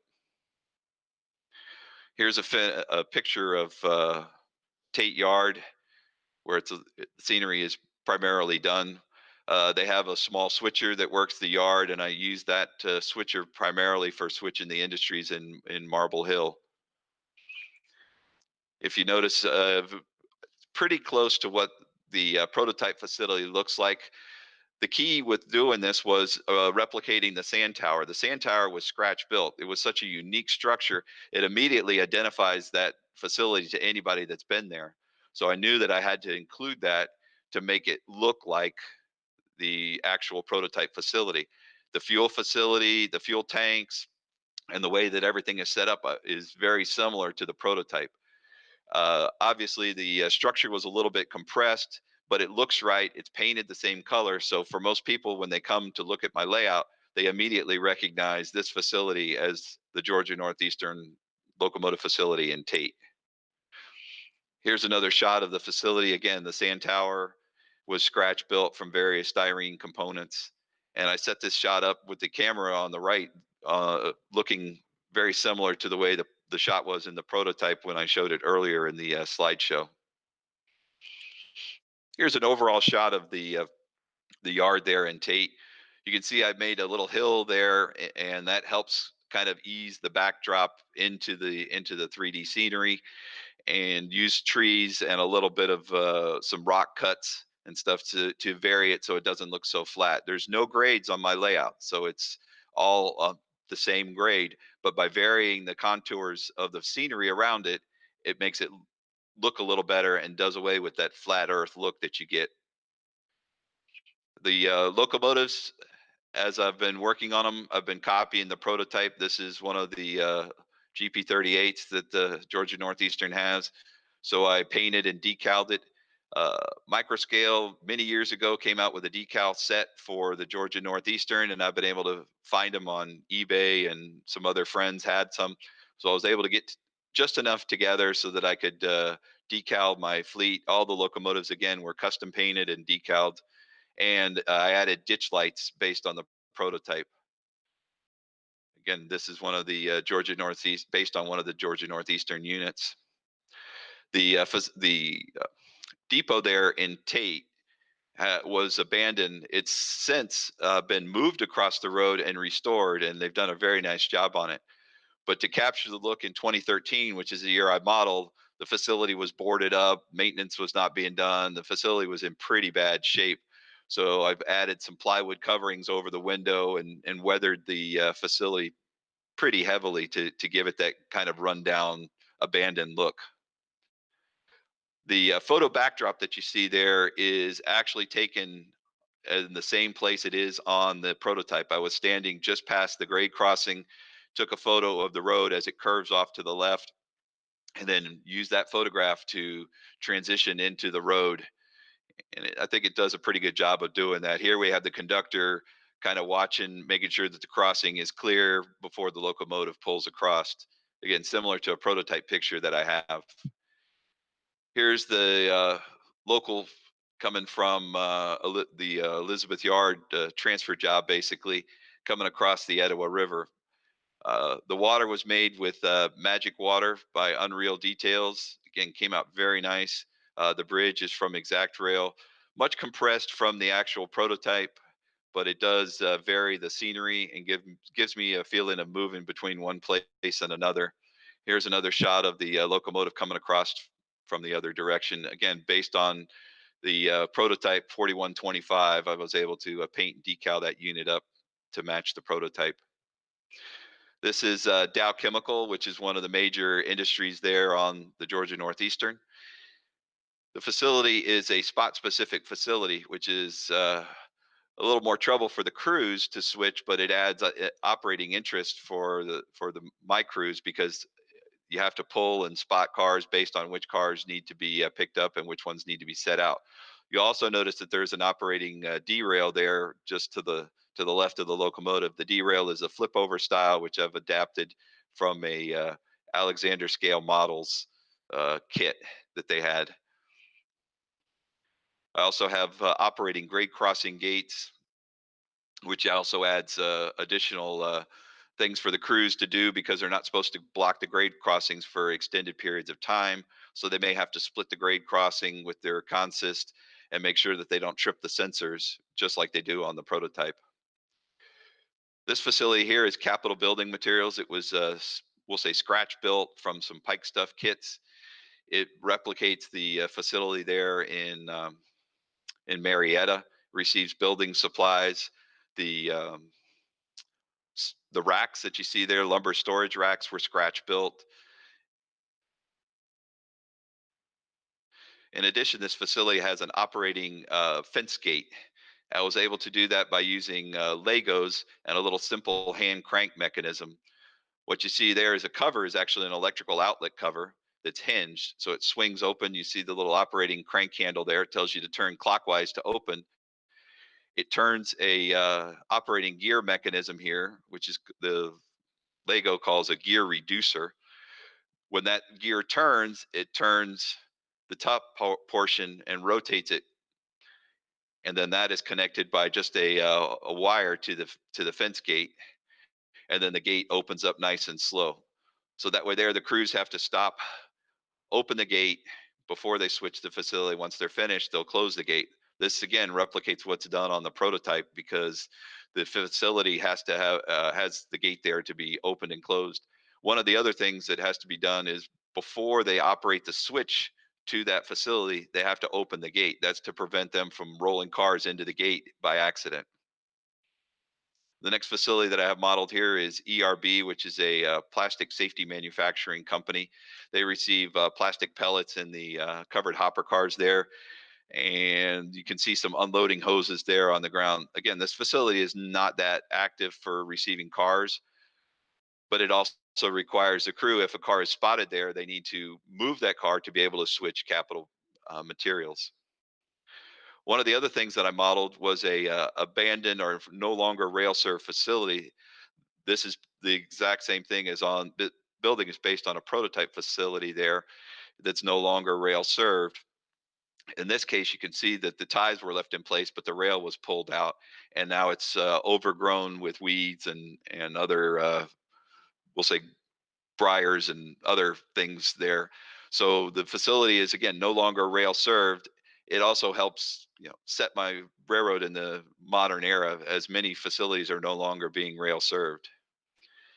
The next facility, as you come out of staging, is Georgia Metal Coaters. That facility has a operating door, which is done again with Legos. There's a rooftop ventilator that turns this drive shaft, and you can see there's a little rack and pinion on the back of the door, and that makes the door go up. So by crews turn that rooftop ventilator, and that opens the door. Again, this replicates what's done on the prototype. I have a friend that works for the railroad, and he has to go in, open up the door, switch the cars, and then once they're finished, he closes the door to the facility. One of the other industries there is a removable industry, which is the Universal Alloy, which makes aircraft parts. They ship out the parts on flat cars, but they overhang each end slightly by maybe a foot. So the crew has to bring idler cars with them. So they'll pick up the flat car, put idlers on each end, and then set out a empty flat car at the facility. Again, this adds more work for the crews. There's also another operating door. Primarily, the cars are spotted on the outside to be loaded, though. Occasionally, they can be spotted inside. Also had to include the Dairy Queen that's there on the prototype. Everybody was familiar with the prototype Dairy Queen that was across from Dow. So this just ties in. The sign there that's in the back is actually a photo that I took of the Dairy Queen menu sign. I went over on an early Sunday morning, took a photo of the sign, and then reduced it down and installed it on the drive-through. Also, some of the signs that you see on the outside of the facility are from the prototype. I have operating derails. Again, it adds interest for the crews to be able to operate the derail. Something else that they need to remember. And yes, the derails do work. If you forget to remove them, it will derail the car or the locomotive. Here's the team track, which is made with anchor cement or hydraulic cement. There's going to be an article in this month's Model Railroad magazine on how I built this ramp. It looks like cement because it's made with cement, and there's nothing that you can get that's more closely resembles it. It's very easy. You basically make a mold, and it's just like casting plaster rocks, except you're using cement. The next industry here is Argos, which is a cement facility. It was kit bashed from a Walters kit. The loading and unloading shed was scratch built. I try to add additional items to each one. This is the staging cassette that's located in the other room. It goes through the wall. There's bolts that go from the staging cassette into the wall and then thread into T-nuts on the other side. This thing is really sturdy, and it rests on the table. Here's the another shot of the yard there in Tate with the crew getting ready to depart down to Marble Hill. There's a couple of houses, again, based on the prototype. The crew goes through and crosses over Long Swamp Creek. Again, my trestle is a little bit different than the prototype, but it captures the look of the scene. Again, there's those discarded marble blocks. And as the crew comes in, they're going to have to pull and spot cars at the facility. Again, the runaround track there is pretty small. I've replicated the marble blocks here with actual marble tiles that I picked up at a home center. And those are 1x2 tiles, and I sanded them a little bit, scratched them up, and stacked them together. And it's pretty close to the size of the actual marble blocks that you'll see there at the facility. And they typically will ship them out in gondolas. Here's how they load the open top hopper cars. They'll have a large dump truck. They when they blast the stone, they'll run it through a crusher, and then they'll load it into a truck. They back up a ramp, and then they dump it into the hopper cars, or they'll use a front end loader with the bucket and top off the cars. If you notice on the front end loader, I've added a coupler to the back because that's what they use to move the cars at the facility. They'll hook up the front end loader and shove the cars back into the loading spot there in the facility. At Emery's, they use a trackmobile on the prototype, and that's what I've replicated here. This is a Broadway Limited Imports trackmobile. And what I do is I'll have the crews start off by switching the cars, moving the cars from Emery's and setting them out on the passing track, which is exactly what they do on the prototype. Here you can see the marble that's loaded into the gondolas. And then my work facility here, one of the most important things that you see there is the computer, so I can check out prototype photos and follow them and see how the cars are weathered. And again, it's kind of tight, but it gives me just enough room to assemble all my models, which is what I've done. And that's what my model workbench looks like a lot of the time. I do try to keep it clean and organized. And that's one of the things with a small layout room is you need to keep things organized so that you can find it and work. If it gets too cluttered, you just can't move around. And again, the Georgia Northeastern, I'd like to take photos on the of the locomotives. So this is on the staging cassette. I scenic the staging cassette and took it out to a local park here that has some mountains off in the distance, and used some trees to fill in, and took some photos of the locomotives. And again, nothing can beat natural sunlight for taking photos. This photo, the high rail vehicle is from River Point Station. It doesn't operate, but I through a little magic of Photoshop, I added the headlights and the yellow light on top. I added the little reflection of the light coming out from their little rotating beacon on the roof. And in this situation, I've posed the conductor doing a roll-by inspection as the crew heads south. Well, this is my contact information. I have a YouTube channel, which is Thomas Klomoski, or also my website, which is www.thomasklomoski.com. There you can go on and see more photos of the layout. You can take a look at my track plan and see how it compares to the photos. Also, you can get my email there at the top.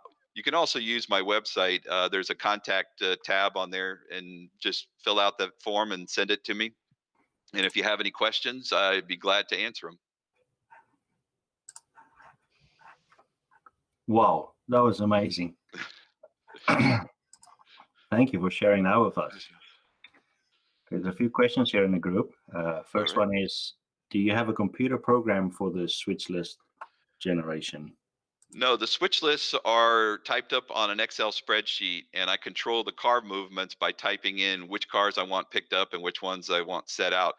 And I have typically about 8 switch lists already formatted and ready to go. So with a small layout, it makes it easy for me to be able to just fill out what information I need, overtype it, print it out, and then that way there it's ready to go. I'm currently looking at JMRI and have taken some of my switch lists and converted them to JMRI. I'm still working on that. The only problem is sometimes that it doesn't control the car movements as much as I'd like. So I try to keep the trains a certain length. I know you can do that in JMRI, but again, I like just having that control of being able to determine which cars are picked up and which ones are set out. I have enough prototype information. I know which ones should be picked up and which ones should be set out. And also I'm getting more information on car types and commodities. And so that way there I have that information so I can use that to develop the switch list. Pretty neat. Yeah, one other thing, if you want a copy of the switch list, you can go onto my website, and I have it where you can download the actual Excel spreadsheet. And if you want to use that to use as a template for your own switch list, you can do that. All the forms are there. They're also there as a PDF, so you can download them as a PDF or as an Excel spreadsheet. And that way there it gives you the ability to go in and change whatever you want and just make your own switch list. Cool. On the technical side, what are you using for ditch lights? You saw plenty of locomotives with beautiful ditch lights. The 0402 surface mount LED pre-wired lights, and then the ditch light castings. I've got a couple different ones. A couple of them were the we'll call it the deck mount, which were mounted on the top of Mhm. the walkway, and then there's some that are located on the front. And it depends on the locomotive as to where they were mounted. Some of the locomotives, it was just too difficult to try to mount them on the front, so I had to put them, on the front, we'll call it pilot. So they had to go up on the deck. The ones on the prototype may actually have been on the front. So those were run through. I drilled out the castings, glued the headlight, glued the lens to it, pulled it through, and then wired it up into the board. One of the other things I didn't mention is all my locomotives have ESU lock sound decoders. So if they didn't come with the ESU lock sound, they got upgraded to a lock sound decoder. The reason why I did that was to make a standard for my locomotives, and that way the proto throttle will work with all the locomotives easily because they're all basically the same Yes. same decoder. So all the settings are very similar. Uh, no, nothing good or bad with either one versus the other manufacturers. I just selected the ESU lock sound because that at the time they had the drive hold, which was a unique feature. Now with the proto throttle, I don't really use the drive hold. The way I've set up my proto throttle is you get a speed increase for the first 5 notches, and then notches 6, 7, and 8, you just get the sound notch, but no additional speed increase. Okay. And my Okay. locomotives are programmed to top out between 13 and 15 miles an hour, scale miles an hour. So you can run that thing all the way over to notch 8, you're going to get 15 miles an hour. If you Cool. move it Cool. back to notch 5, you're going to get 15 miles an hour. So, and what I found is most people, you use the lower notches primarily, but one of the things that it does is if you want to simulate moving a heavy load, like you've got a long train, fully loaded rock train, Yeah. you can notch it up and kind of play the throttle just like they do on the prototype. They'll notch it up, get that speed moving, and then they'll notch it back down. I Yeah. also have the drive hold programmed to one of the auxiliary functions on the proto throttle, so that works real well. I can bump that drive hold, and then I can move the throttle back and forth, and my speed will not change. So how many operators can you have at once there? I've had as many as 4, and I ran a 2-person crew. Again, conductor and engineer. One crew was working the Marietta job, and the other crew was working the Marble Hill job. And the way that it's set up, if you saw the layout, both jobs can work at the same time and not interfere with each other. Okay. Because the one crew leaves Tate Yard and works Marble Hill, which is on the peninsula. The other crew basically does not go past Highway 53, which is that grade crossing just outside the yard there in Tate. And they would only need that just to switch Dow Chemical. So I've had as many as 4. I primarily like to have just 2 people over. That way it's it's a little bit nicer. You get to talk to them and get to know people. One of the problems with going to a large operating session is there's a whole bunch of people, and if you're new to the group, you may not learn everybody's name, and you're still trying to learn people's names at the end of the operating session. What I typically do is I'll have the operators come over for lunch. I'll serve lunch here because I'm kind of away from the city, so I'll prepare lunch. So you come over, we have lunch, we talk for about a half hour, 45 minutes, however long it takes us to eat lunch. Once we finish lunch, then we go and we operate. And that way there, I've gotten to know the people, found out their background, how much information they know about operations. A lot of people that come to the layout are kind of afraid of operations or have never really done an operating session. So this one is very easy. It's very low key. There's no stress. There's no through trains. There's no timetable and train order. It's you get the block as long as you need it, and then Wow. once you're finished, you sign it back out, and then we go on to the next one. So it's and that way there it can be a learning session rather than Right. the stress of, oh, I'm afraid I'm going to mess up. And that way there we just relax and enjoy running the trains. And I also like having a 2-person crew because of the communication. I like the crews to pull ahead 2 cars, that'll do, Yes. switch line, come on back, derails removed, and talk through the procedures. uh, that to me adds a lot to an operating session. Plus it gives 2 people trying to figure out the same problem. If you look at the track plan, it's not very complicated. There's no gotcha moves, no switchbacks that have a short tail and all that. It's very simple. It's very simply pick up this car, set this car out, go on to the next one, and just do it slowly and realistically. What I Mhm. prefer to have crews do is come in, stop, do a safety stop a car length away. We're going to say, okay, we're doing an inspection of the car. Car looks good. come on back. We're going to couple up half a car, 10, 5, that'll do. And then maybe just mention red zone protection. We're going to remove the handbrake, set the handbrake, etc. And then go on and just take your time. The other thing is all my switches are hand thrown. They're just finger flicks, if you want to use that terminology. Very simple. Just put your finger between the points, move it from one section to the other. That again helps you envision what the crew would be doing on the ground rather than walking 50 feet ahead and throwing the switches ahead of you and lining them. Yes. There's no remote controlled switches on the Georgia Northeastern. Each switch has to be hand thrown. So same thing on my layout. And that's one of the neat things about modeling a short line is it's old school railroading. It's the way it's been done for 50 years, 75 years. It hasn't changed that much. The crew size has changed, but not the work of switching cars. Still has to do the same thing.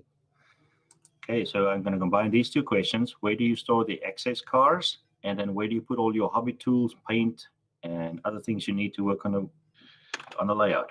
I have a 3-drawer chest that's underneath the layout, and that's where all my paint and supplies are. I also have some folding plastic cases. If you go onto my website, I believe there's a couple of further out pictures of the layout room. You'll see that the staging cassette is stored on a shelf underneath the layout, and then underneath that there's another shelf that has books, and the other removable section, which is the one that goes across the doorway, is stored on that shelf. Then underneath there's some plastic containers there. Everything gets boxed up and put inside there. The rolling stock is stored in a cart that has 10 drawers, and I have those all set up. If somebody wants more pictures on that, just contact me through the email and I'll gladly send them pictures. But I've had a few people contact me on that. I'm going to try to put out a video on the storage cart hopefully soon. And then the toughest question, is there anything you would change if you had to start now? As I mentioned on another show, the only thing that I would change is I'd make the aisles a little bit wider. They're 28 inches wide, which is adequate, but it'd be nice to have a few more inches, maybe 36 inches between the aisles and between the peninsula and stuff. That just gives you a little bit more of an open feeling. But I'm very happy with the layout. I realized that when I was moving up here, I was going to be out in the country. It was going to be hard to get a bunch of operators. Why build a layout that requires 10 to 15 operators when we can't get more than 4 or 5? Right. So a small layout is perfect for me. I like doing details. So a small layout was definitely the way to go, at least in my case. Pretty neat. And then my question was, if we want to get an invite to your layout to come operate, do we call that number that's on the leasing building? Actually, no, because that'll go to the company that was advertising that structure. That was actually the phone number that was on the sign is what I put on the sign on the building. It's since been turned into a storage facility, I think, for RVs. But that phone number will actually go to a leasing company or a real estate company that was trying to sell that building. Some guys have joked that building's always going to be for lease on my railroad. Yes, because I modeled 2013, so it didn't get sold in 2013. So that sign's going to stay on there. But no, if you want to contact me or if you want to set up an operating session, the best thing to do is contact me through my email or through my website. Again, go to thomasklemoski.com and there's a contact. And again, you can see a lot more information on my layout. My son did a fantastic job of setting that website up for me, and it came out very much nicer than what I could do. So a little bit of payback for all the money that I spent to put him through college and all those years. I got a website out of it. Well, thank you very much for your time and showing your awesome layout to us. I think you're going to get some people contacting you. It looked incredible. Well, thank you very much. And again, thanks, Speed and Gordy, for everything that you're doing for this NMRAx. It's very enjoyable. That's awesome. So we need to just run the wheel of chat. So I'll spin Gordy round till he gets dizzy. So just bear with me. We're going to transition across to that.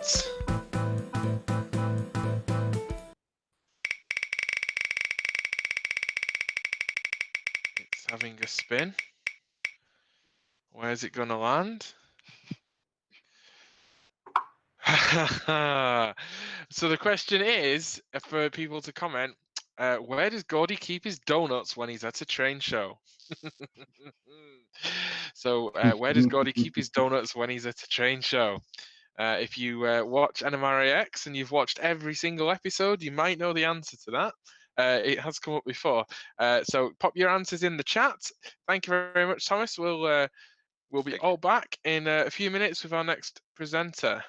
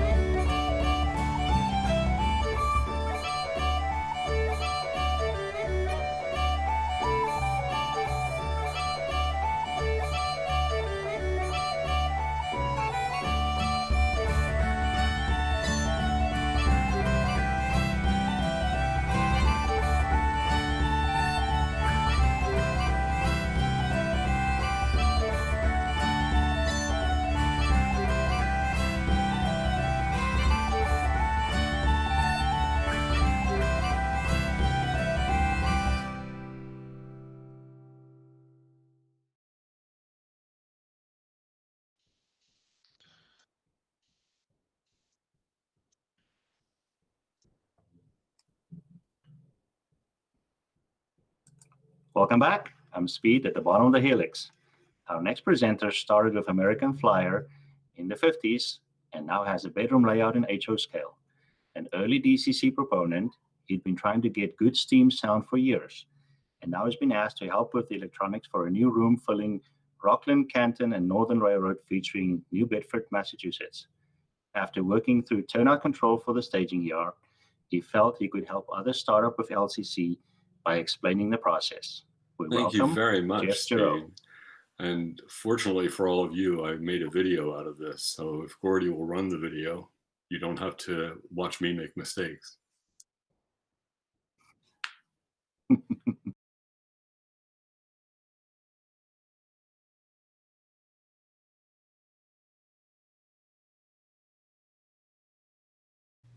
Jerry McDonald is making an HO layout of New Bedford, Massachusetts in 1954, in a room he built for it, conveniently above his new garage. Jerry developed his track plan using actual railroad blueprints, appropriately scaling down and simplifying a very complex yard and dock.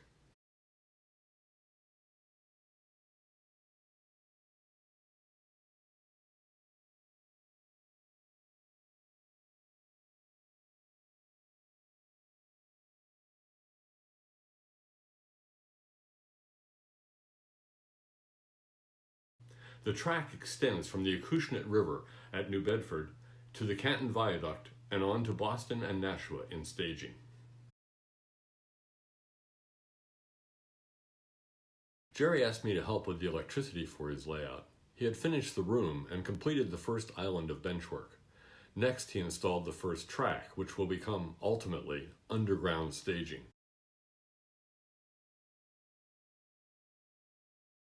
There are 4 parallel tracks on each side, leading to a single track connection at each end.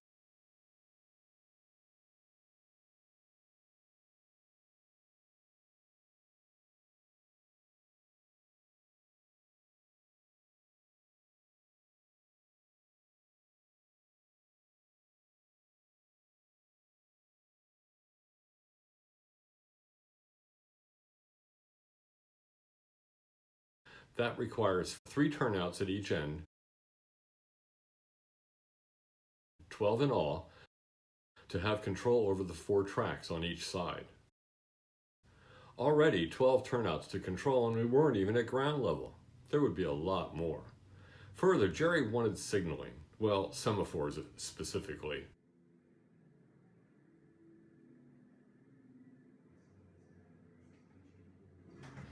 And the option for dispatcher control. And it would be big. This is the first of 3 long peninsulas. Before I discuss controlling them, I'd like to talk a bit about Tortoise by Circuitron switch machines. A wonderful invention, now challenged by several imitators, including now servo motors. I am not going to discuss these options, as luckily for me, Jerry had already brought a lot of tortoises. You know how we model railroaders accumulate what we need over years and hopefully have it when we actually need it. So that was what we were going to use. Of course, before Tortoise, there were twin coil solenoid switch machines. I remember control with these Atlas slide switch push buttons. Slide to one side and push, the turnout goes to that side, slide to the other and push, and it's back. Easy to use, and there are even ways to matrix them for a staging yard like this. But solenoids have their own problems, especially the high current required, so the gentle Tortoise was a boon, but not easily controlled with a push button. Tortoises are controlled by switching DC voltage polarity on the 2 outside connections of the edge connector. Plus on one side pushes it one way, reversing the plus and minus, and it goes back the other way. It is intended that the current stay connected when thrown to keep pressure on the points. So that means we can't just have a push button control it, at least not directly. To manually control it, we would need a toggle switch wired to reverse the polarity when toggled, or a similarly wired relay, which would then allow push button or contact closure control. Now, why do I say contact closure rather than just push button, since where we most often have a contact closure is when we push a button? We're going to see that there are more ways to make a contact closure than just a button, and a lot more things we can do with it. But it is good to remember that push button. Generally, a push button connects to ground when pressed, or when the internal contacts are closed. Connecting the wire to ground sends that ground signal back down the wire to the receiving device, whatever it may be. How does the device see the ground? Well, inputs generally have a pull-up resistor connected to the plus voltage and monitored. If there's no connection on the input sees that plus voltage, or a high, with a small current through the pull-up resistor, and waits. The moment someone presses that button, the contact closes, and the wire now connects to ground through much less resistance, the wire, than the pull-up resistor. The input now sees the low and tells the device that the input has been activated. I did consider many options for controlling the tortoises. For example, these circuits from Rob Paisley. Especially here in the staging yard, which would not necessarily be controlled by a dispatcher, but would need some way of choosing the proper 4 tortoises to activate a track. Jerry wanted local push-button control panels on each side to control track choice, so whatever we used also had to allow local button input. There are, of course, stationary DCC decoders which allow control from the DCC cab. Some of them also include the option for adding local contact closures or buttons for turnout and/or route control, in addition to DCC control. However, Jerry did not want to have to use the handheld to control turnouts.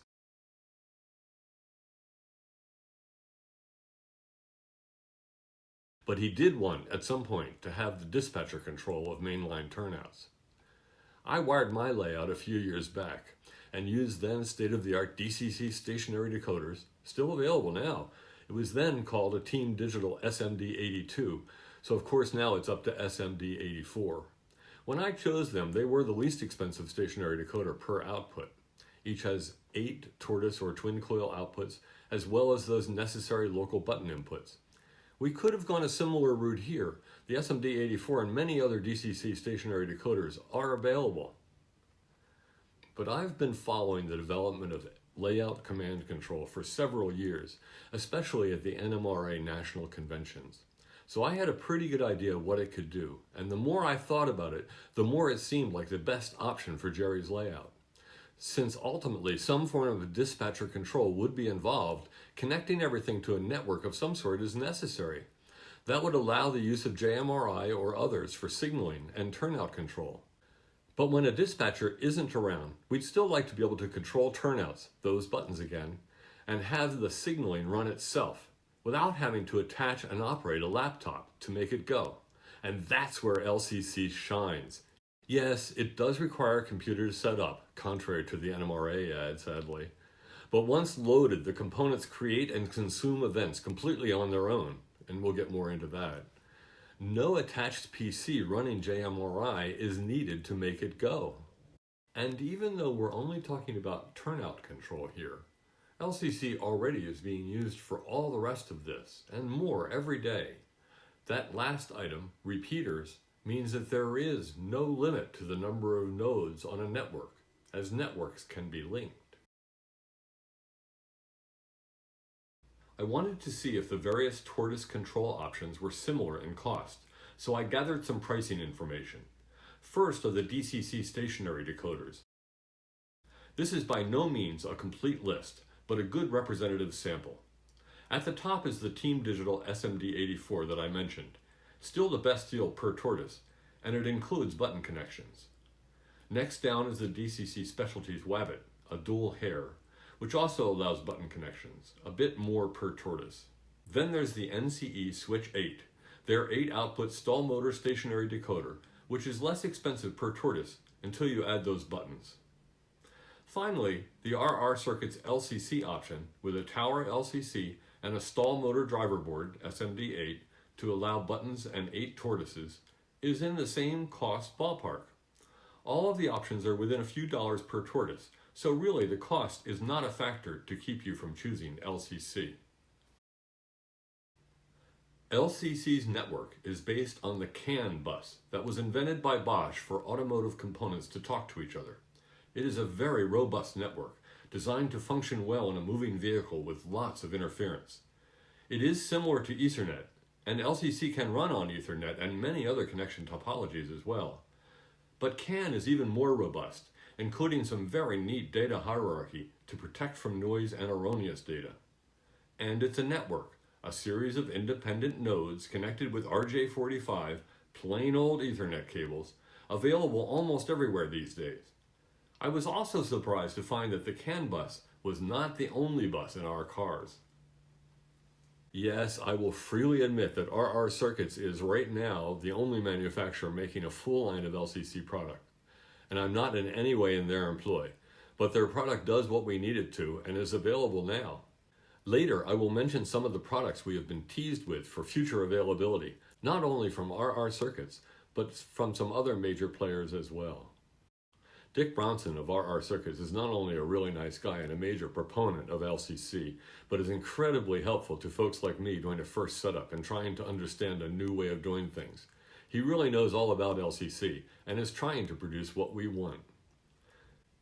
The first LCC products were variations on products he had already developed for LocoNet, so it wasn't like they were reinventing the whole thing. Some of the options, for example, the board that drives 8 Tortoise outputs, have been a product for quite a while, and any contact closure will enable them.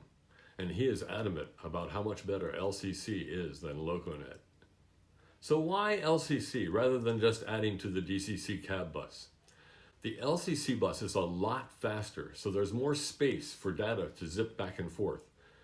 LCC over the CAN bus is capable of 125,000 bits per second, while DCC is only 8,000 bits per second. Once you get a lot of operators operating a lot of trains, especially with sound commands and perhaps a dispatcher looking at an occupancy map and throwing turnouts, the older DCC cab bus starts to get noticeably less responsive. So if that's where you're going, you might want to separate out all the unnecessary to train running information and set up a new bus, especially since the cab bus is now mostly wireless anyway and doesn't require as many fixed input panels as a completely wired control does. And it's an easy network to set up. You can get pre-made Cat5e or Cat6 cables in almost any length. And if you want to make custom cables, good ratchet crimping tools, wire, and RJ45 connectors are readily available from Home Depot and Lowe's, among many others. One of the neat things about LCC is that it's a network of nodes, which share data and power. So what's a node anyway? A node pretty much boils down to any circuit attached to a network electrically that produces or consumes events. What's an event? Event is something that happens, pretty much just like in the real world. An event produced in one node is instantly shared with all of the other nodes on the network. That's the magic. An event is shared instantly with all of the nodes, and any nodes with consumers of that event are activated. Events in LCC are actually 8 bytes of data, each byte being a word of 8 bits. Thus, an event is 64 bits that zoom among the nodes. Fortunately, when using JMRI to configure LCC, initial values for event IDs are provided, and there are copy and paste buttons on each window, so you rarely have to type the bytes. For those of you interested in where the event IDs come from and what they mean, I will give some detail here. The rest of you just remember to copy and paste. Each node on the network comes from the factory with a completely unique binary identity code. That code becomes the basis for events sourced from that node, event IDs that the node thoughtfully generates for us when we're setting up to produce or consume events. Here we can see that an event ID includes the manufacturer's ID and serial number of the node, as well as 2 bytes to specify the event number. Now a little more detail on where those numbers and sometimes letters come from. Inside the electronics, these event IDs are a series of 1s and 0s called bits that go to each node of the network. In order to define the individual bits, but not wanting to write all of the 1s and 0s, they looked for a way to describe them. Early on, a group of 8 bits, called a byte, was used to represent a single character of text, like the letter A, and the byte remains the smallest independent group of bits. However, there are 256 different options for the arrangement of single bits, 1s and 0s, in a byte, so describing a byte was going to be difficult. The best way seemed to be dividing the byte into 2 4-bit pieces, which each have only 16 arrangement options.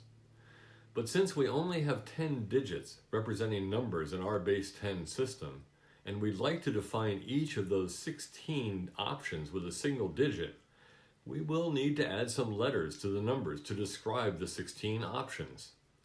This use of 16 characters is called hexadecimal, or base 16, shortened to hex. In this chart, you can see the actual bit arrangement of the 16 options for each hexadecimal digit, and thus why you sometimes see letters when the event IDs are written down. But the really good news for us using LCC is that we don't really need to know anything about the letters and numbers or even where they came from.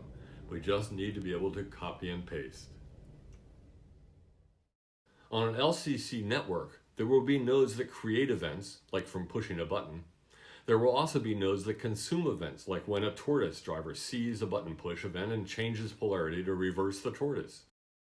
The fun part is that these events could really be anything from button pushes and straightforward occupancy detection through signal logic and contact closures to control trackside signals, operate accessories, even room lights. Since the nodes, for the most part, get their power from the network, you only have to wire a single cat cable from one node to the next. Up to 40 nodes on one leg, depending of course on the node's power requirements, like how many LEDs it's powering. That power comes from one of the two necessary non-nodes that are connected to the network. A dual powering module with 1/2 amp output on each jack. This power supply can power a network of up to 25 tower LCCs on each leg. There are, of course, ways to link up networks, including over the internet, so there's really no limit on the total number of nodes. The second necessary non-node is the USB interface to the LCC network. While the PC attached through this USB interface, running JMRI or other LCC programs, is a node, the interface itself is not. It can't produce or consume events. One thing I will note as it came up when I was programming Jerry's system, there must be a minimum of 2 nodes for LCC to work. LCC wouldn't run after I removed my PC until I added a second tower LCC to the network. My guess is that it needs something to talk to, and it's programmed to not talk to itself. The final hardware required for the LCC network is a termination at each end of the network. These properly terminate the network and reduce noise in the data. The RR circuit ones have LEDs that show power and data connections are active. At this point, I was able to make a general wiring diagram for Jerry's layout, showing typical tortoise wiring as well as a typical button, including the tables with pin number connections from RR circuits. On the left is the LCC network wiring.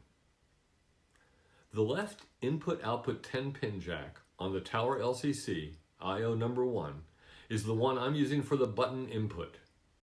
The left table shows that 10-pin physically, so you know which input connects to which pin. All the buttons share the ground pin. The right input-output 10-pin, IO number 2, has the stall motor driver board attached with a provided ribbon cable from RR circuits. The stall motor driver board has 2 10-pin jacks for output to the 8 tortoises. The table below shows the output pin numbers, and below that a layout of the pins. 2 connections, identified as plus or minus, are connected to drive each tortoise, with a tortoise typical wiring shown. The tortoise also has 2 relays built in. We're using one to feed appropriate power to the switch's frog, and the other to feed an LED, or in the case of our staging yard, to feed a sequence of tortoise relays to ultimately light a completed route LED.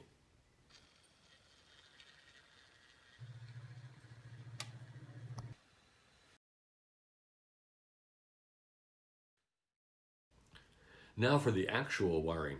Fortunately, Jerry made me a cart with all the various gauge wires on board. It's really not a big deal to add a node.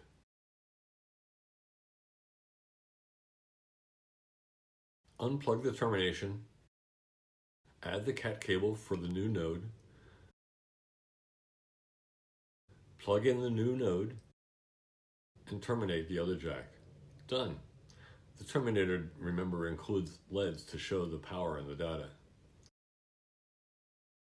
Let's look at the intended layout and how each track is made active. At each end of the 4-track yard are 3 turnouts. The first chooses the front or rear 2 tracks, and the next 2 switch the individual track. So to access any specific track requires controlling 2 turnouts at each end, so 4 turnouts for each track. Fortunately, we want each end to basically do the same thing, so we could use one tortoise output to control a tortoise at each end at the same time. I checked with the RR circuits to make sure I could attach 2 tortoises to one output. Dick Bronson assured me that their stall motor driver has adequate output at 25 milliamps to drive 2 10 milliamp tortoises.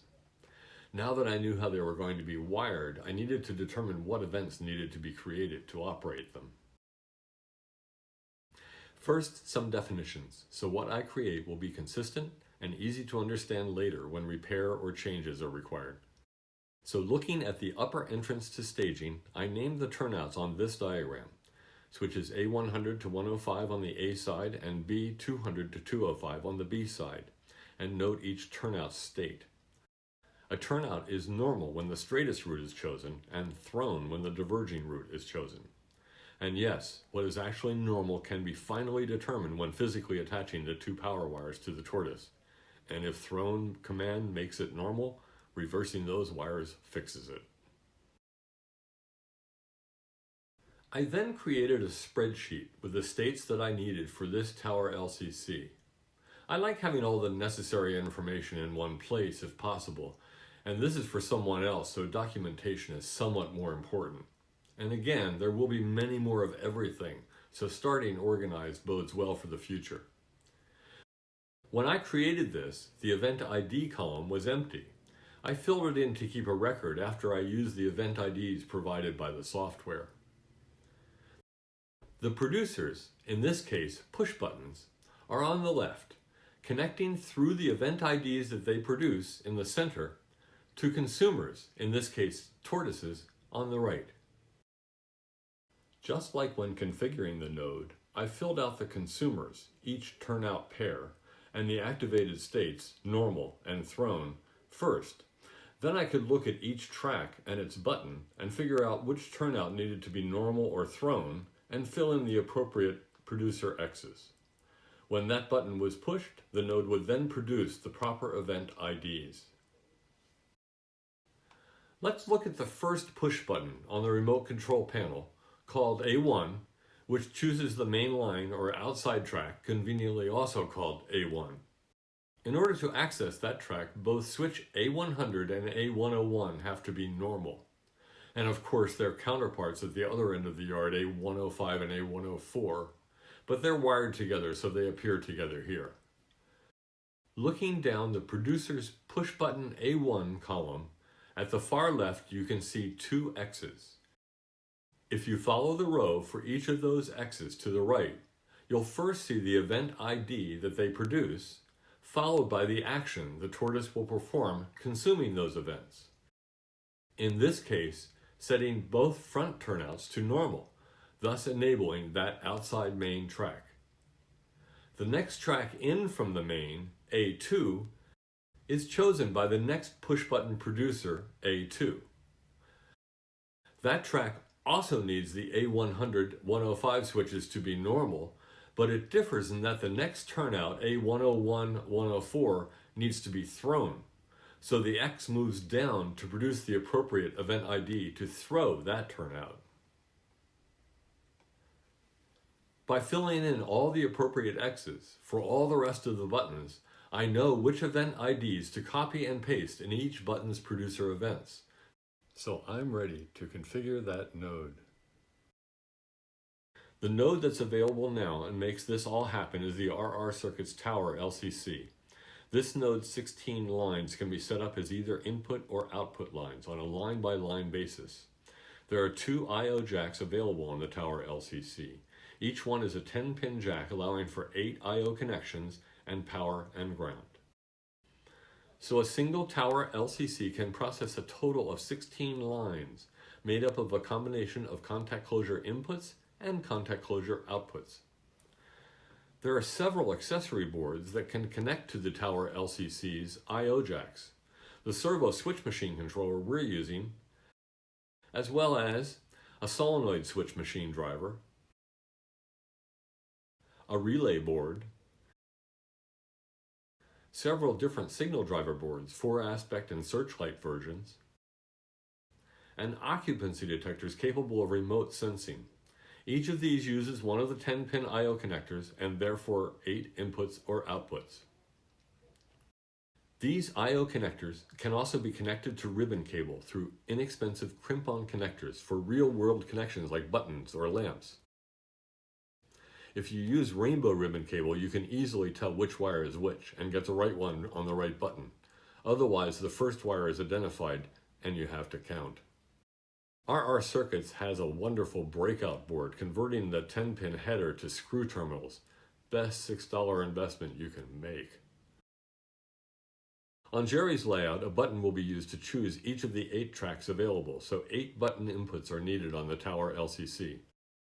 We will be using the first 10-pin I/O jack to connect buttons, and the second one will be used to attach the stall motor driver board. The buttons get ground from the 10-pin, and when activated, connect that ground to one of the input pins. And again, these inputs are held high internally, looking for that push button connecting the ground to indicate on. The button panel for each side includes 4 red buttons to choose tracks, with LEDs adjacent to show which track is active. The shiny toggle switches kill power to the non-mainline tracks. Outside track is main. There is also a big red button and a blue LED connected to a Volt scooter circuit breaker for the staging tracks, so a mistake placing an engine on staging tracks doesn't take down the whole layout. Unfortunately, the instructions said that we needed a button to break the circuit to reset it, but it turns out that the breaker resets adequately without a button, so we probably won't need these buttons anymore. On the back you can see the heavy wires for track power passing through the Volt scooter and the toggles. The LEDs come with red and green wires attached. The buttons have common ground on one side and a separate connection on the other. Ribbon cables connect the tower LCC to the stall motor driver board, and then to a breakout board to make the actual tortoise connections. RR Circuits also makes a wonderful I/O test board, a most helpful device. It has buttons and LEDs for each line, showing output and allowing input on each line, a most useful $8 device. With it, you can test inputs by pressing a button, that contact closure again, and view outputs with LEDs, as well as an LED that flashes to show that an event has occurred. It allows you to test the programming, create an input push button, see an output LED lights to see that your events are occurring properly, even before you actually attach the tortoises. Here's an example of the complete staging wiring, showing the red and black track wiring, including toggle switch track shutoffs. The tower LCC is shown wired, including buttons and tortoise connections. The panel LED wiring is included, passing through the tortoise's internal relays. I prefer this way of lighting the LEDs because it confirms that you actually have the tortoises in the right position. Otherwise, it also uses a logic line, and I'd just as soon not pay for that. The other relay contacts route frog power.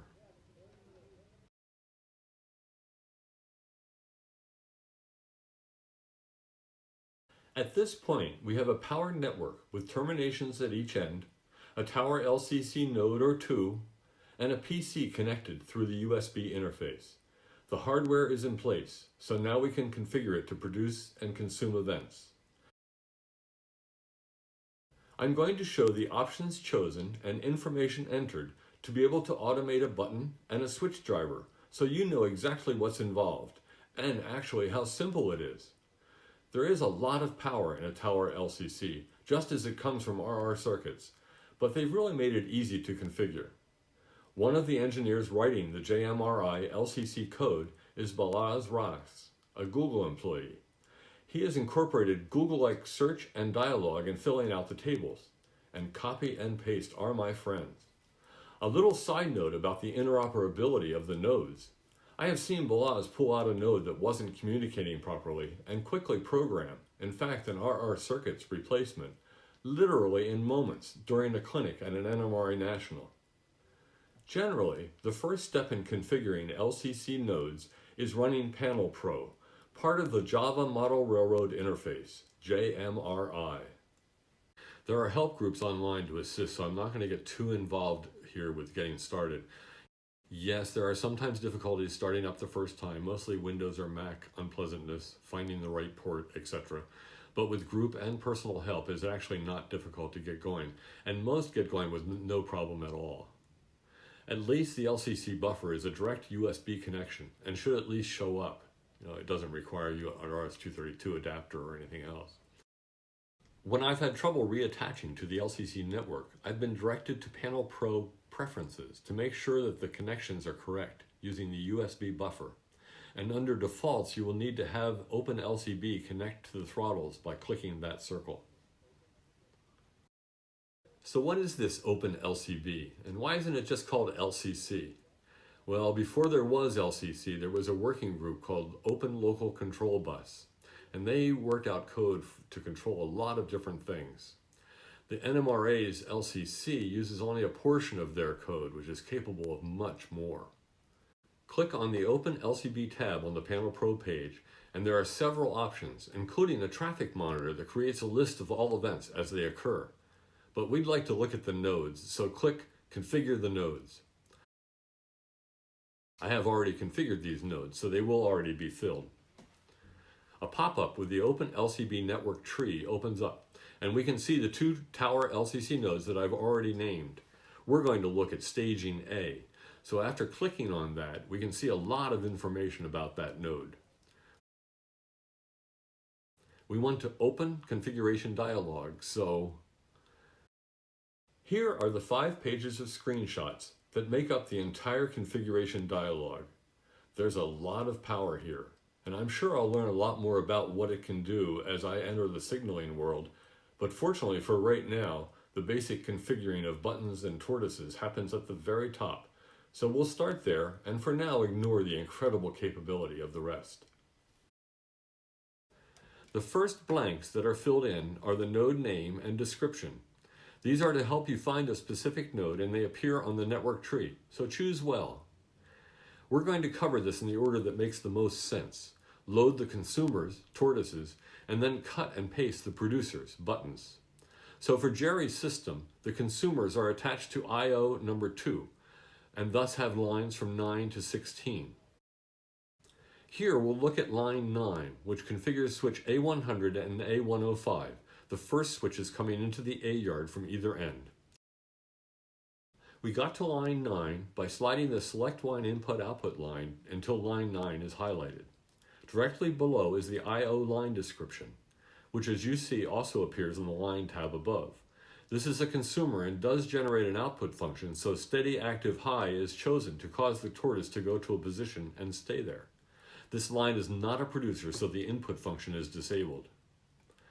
Next, we'll move down the page to the commands section.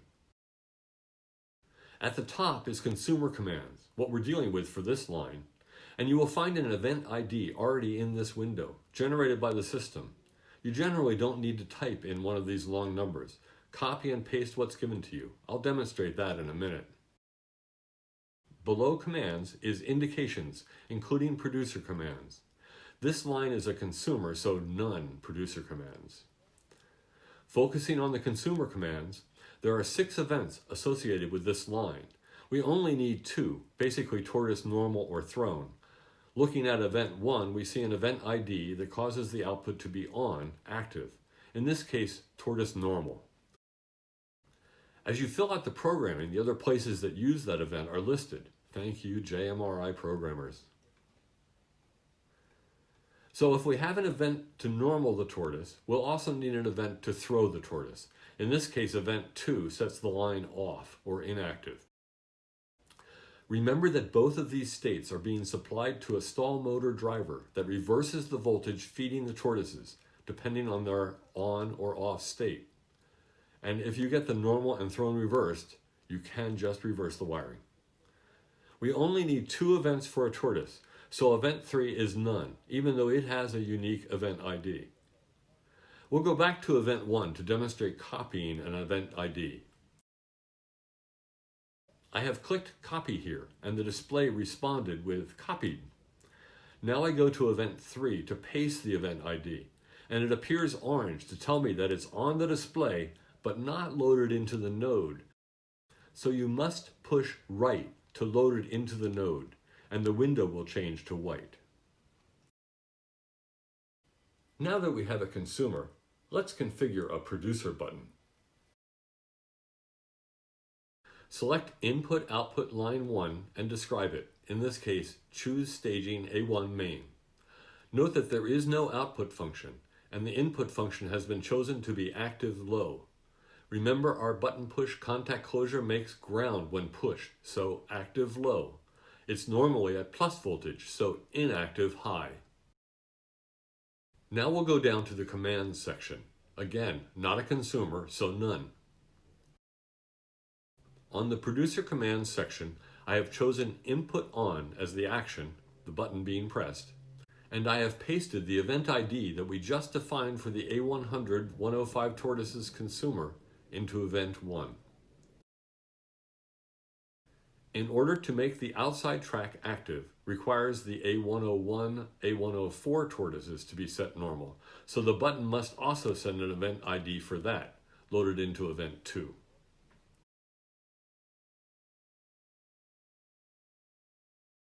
Now that the commands are entered into the node, you can disconnect the laptop and just let the system run on its own, generating and consuming events.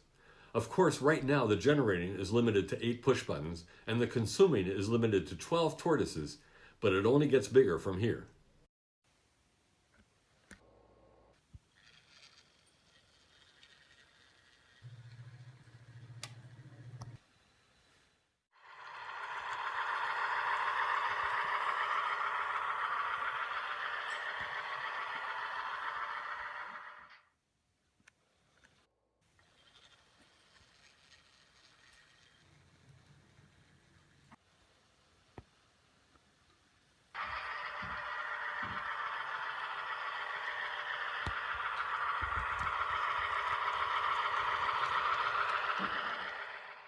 I did mention the future, and here that involves semaphore signals.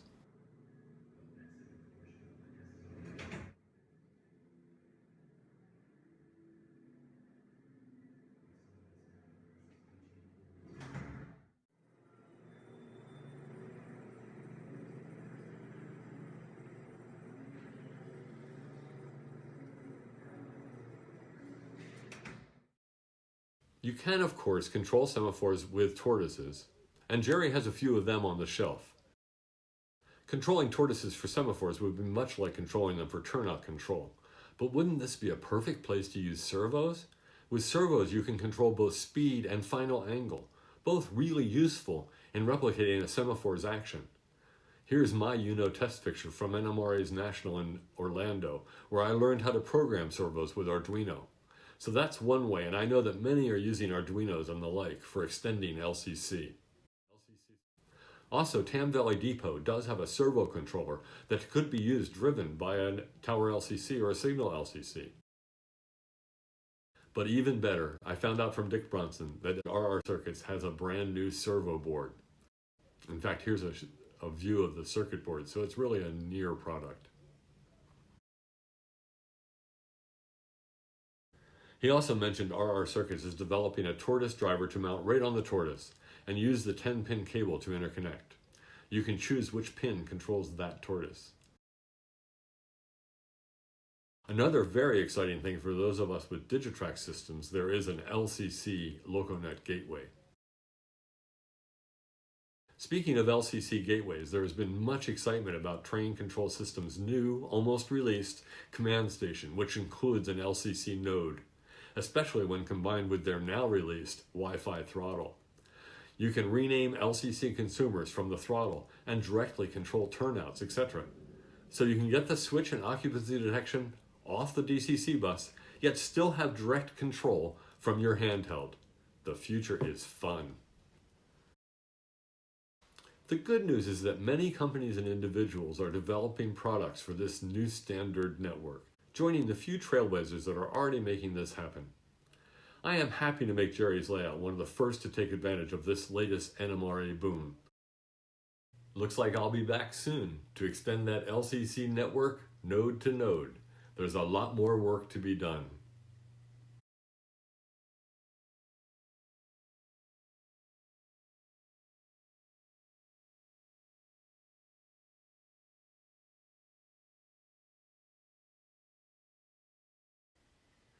Now I'd like to show you some of the progress that Jerry has made since most of these slides were shot over a year ago.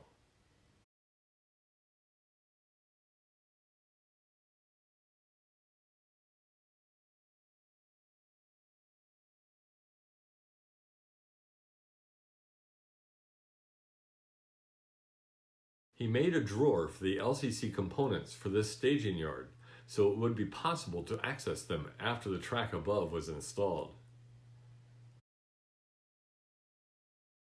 Peninsulas with his unique X supports, with laser-leveled L girders to support the various levels of track he intends.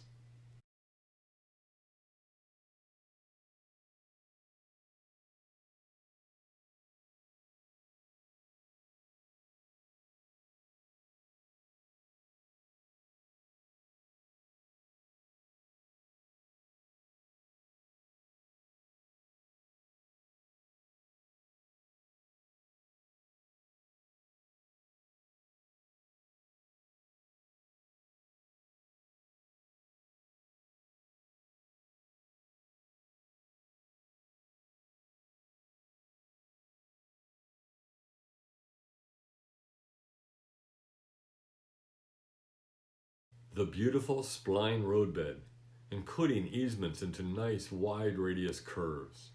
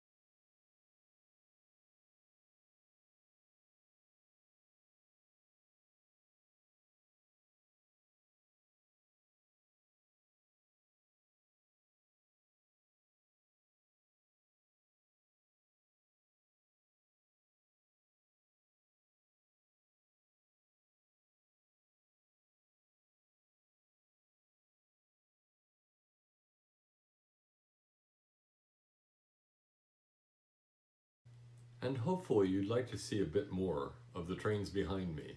So here are some shots of my layout.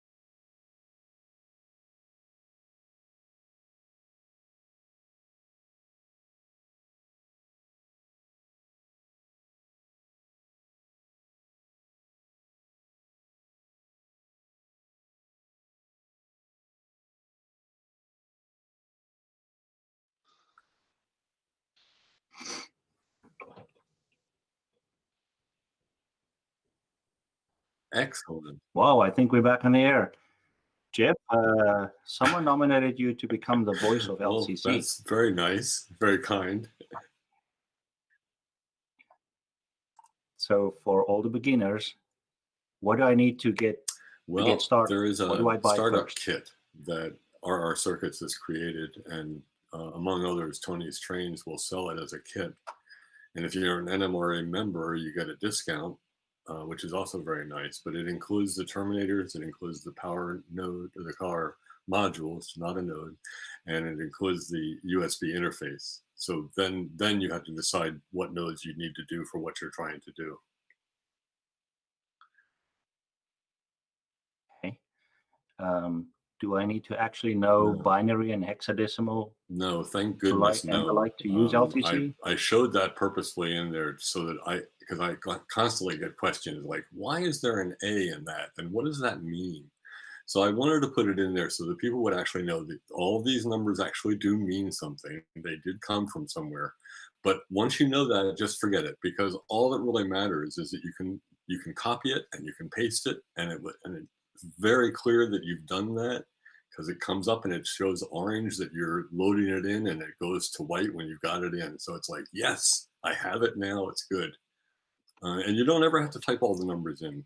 You just let it choose the numbers for you. And I never have to add 16 to set the bit, right? We never have to add 16 to set the so many different things. Yeah, no, CDs. It's just that word, and that word is copied and pasted, and whenever that event occurs, whatever is supposed to happen because of that event happens, we hope. It is. Neat.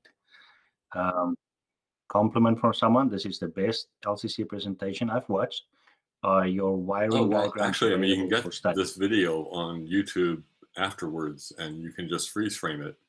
I suspect that it'll be loaded onto our HubDiv website at some point. So right now, you would just get it from the YouTube replay, but keep watch. I'm in the hub division of the NMRA, and the website already has an earlier version, a written copy of an earlier version of this clinic. This has been much updated, so I'll be updating the worded one as well. Cool.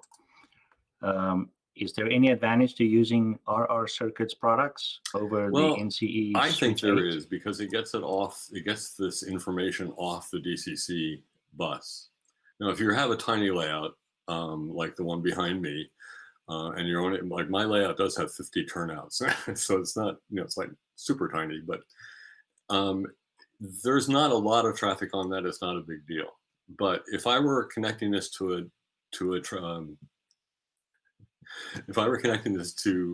a operator outside to control it, I would need to have it all connected in a network, and I prefer not to have that be the DCC network. The LCC network is wicked much faster, and then if I decide to do other things with it later, there are modules that let me do that. There are relay modules that give me room lighting. There are many different kinds of switch modules for all the different kinds of switches. And there are outlets that just basically do a contact closure, and then you can figure out what you want to do with that. Cool. And that leads us into the next question. If a layout has a lot of solenoid turnout motors, does the LCC system handle sufficient current, or do you need a third auxiliary bus? Solenoid drivers need external power, because solenoids use a lot of power. Now, fortunately, RR Circuits does make an 8-output solenoid driver board that has output drivers on it that are perfectly happy to drive the solenoids, but it does have an external power jack, because you really do not want to use the LCC network power to drive solenoids, because every time you did one, you'd have a dropout over the whole network, because solenoids are wicked powerful. But there is a card for it, 8 of them, all set, it exists. Neat. you have any ideas of why we only have one Well, manufacturer? actually, I think at there's this quite a point? bit of excitement coming forward. I mean, RR Circuits is great, and their products are awesome, and they do way more so far than I have been able to do. But I've been at some layouts that are using much more of the capability that they have, and it's really cool. I'm looking forward to doing the signaling work with Jerry's layout. As I mentioned, there is the TCS system, and their controller has an LCC node built in, and I've used that in my hands. And you can do things like name a turnout with a specific name, like Ajax Industries, and on your handheld it will say Ajax Industries, and you can say go to Ajax Industries, and it will go to Ajax Industries. You can set it up to speak English to you. It's so wonderful. And that's, I really think, is just the very beginning, because there's going to be a lot more. And I'm, of course, involved in several of the groups that are playing this right now. And I know that there are a lot of individuals that are doing some very interesting stuff. Some of it directly LCC, some of it sort of variations on a theme. Arduinos themselves can be sort of driven by a Tower LCC to do things, but as far as connecting Arduinos and the really small end stuff to the LCC network, they're really not powerful enough. But there are microprocessors that are available for experimenters that don't cost very much and do incredible things. And you can use the LCC network and all of the open LCB information and drivers and expand into whole new things. And I also think that we're going to be within the next year or so seeing some serious, interesting product from some other quarters. That'd be really nice. Someone asked, "Can I do a wigwag with LCC?" Really, almost any of the effect things like a crossing gate coming down or a wigwag is basically sort of an on or off thing. You have to create a motor to do what you want it to do. So you would create a wigwag symbol that wigwags, and you could turn it on and turn it off with LCC events, and that's what you want. Okay. And then the last question I have here is, can LCC work with DC track to control That's an signal and interesting turnout? question. I hadn't really thought of that. It doesn't require, certainly, because your occupancy you could do differently than looking for it with current. You could look for it with optical devices, so you could know where things are on it. And yeah, you certainly could use it separately from DC.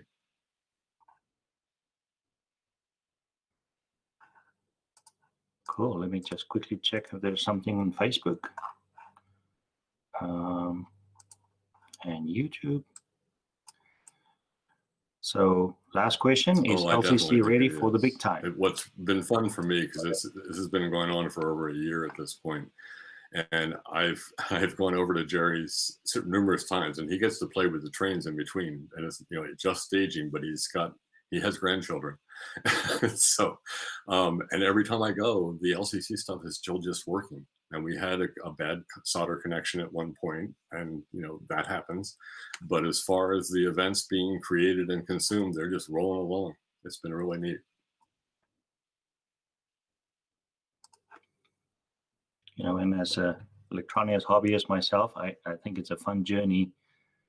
Even if you have to do some soldering and pushing wires somewhere. So Jeff, thank you very, very much. It's definitely the best LCC introduction I've seen. So we hope to hear more from you somewhere in the near future. I will. We're just going to pop up the wheel. The spin the Gordy, I think, is what we're calling this at the moment. This is what it looks like. So let me hit spin. The wheel is spinning. What? Oh, perfect question. So the question is, DC or DCC? So what's your preferred power to the track, DC or DCC? And we'll be back in 4 or 5 minutes with the next clinic. So stay tuned and pop your answers to the question in the chat.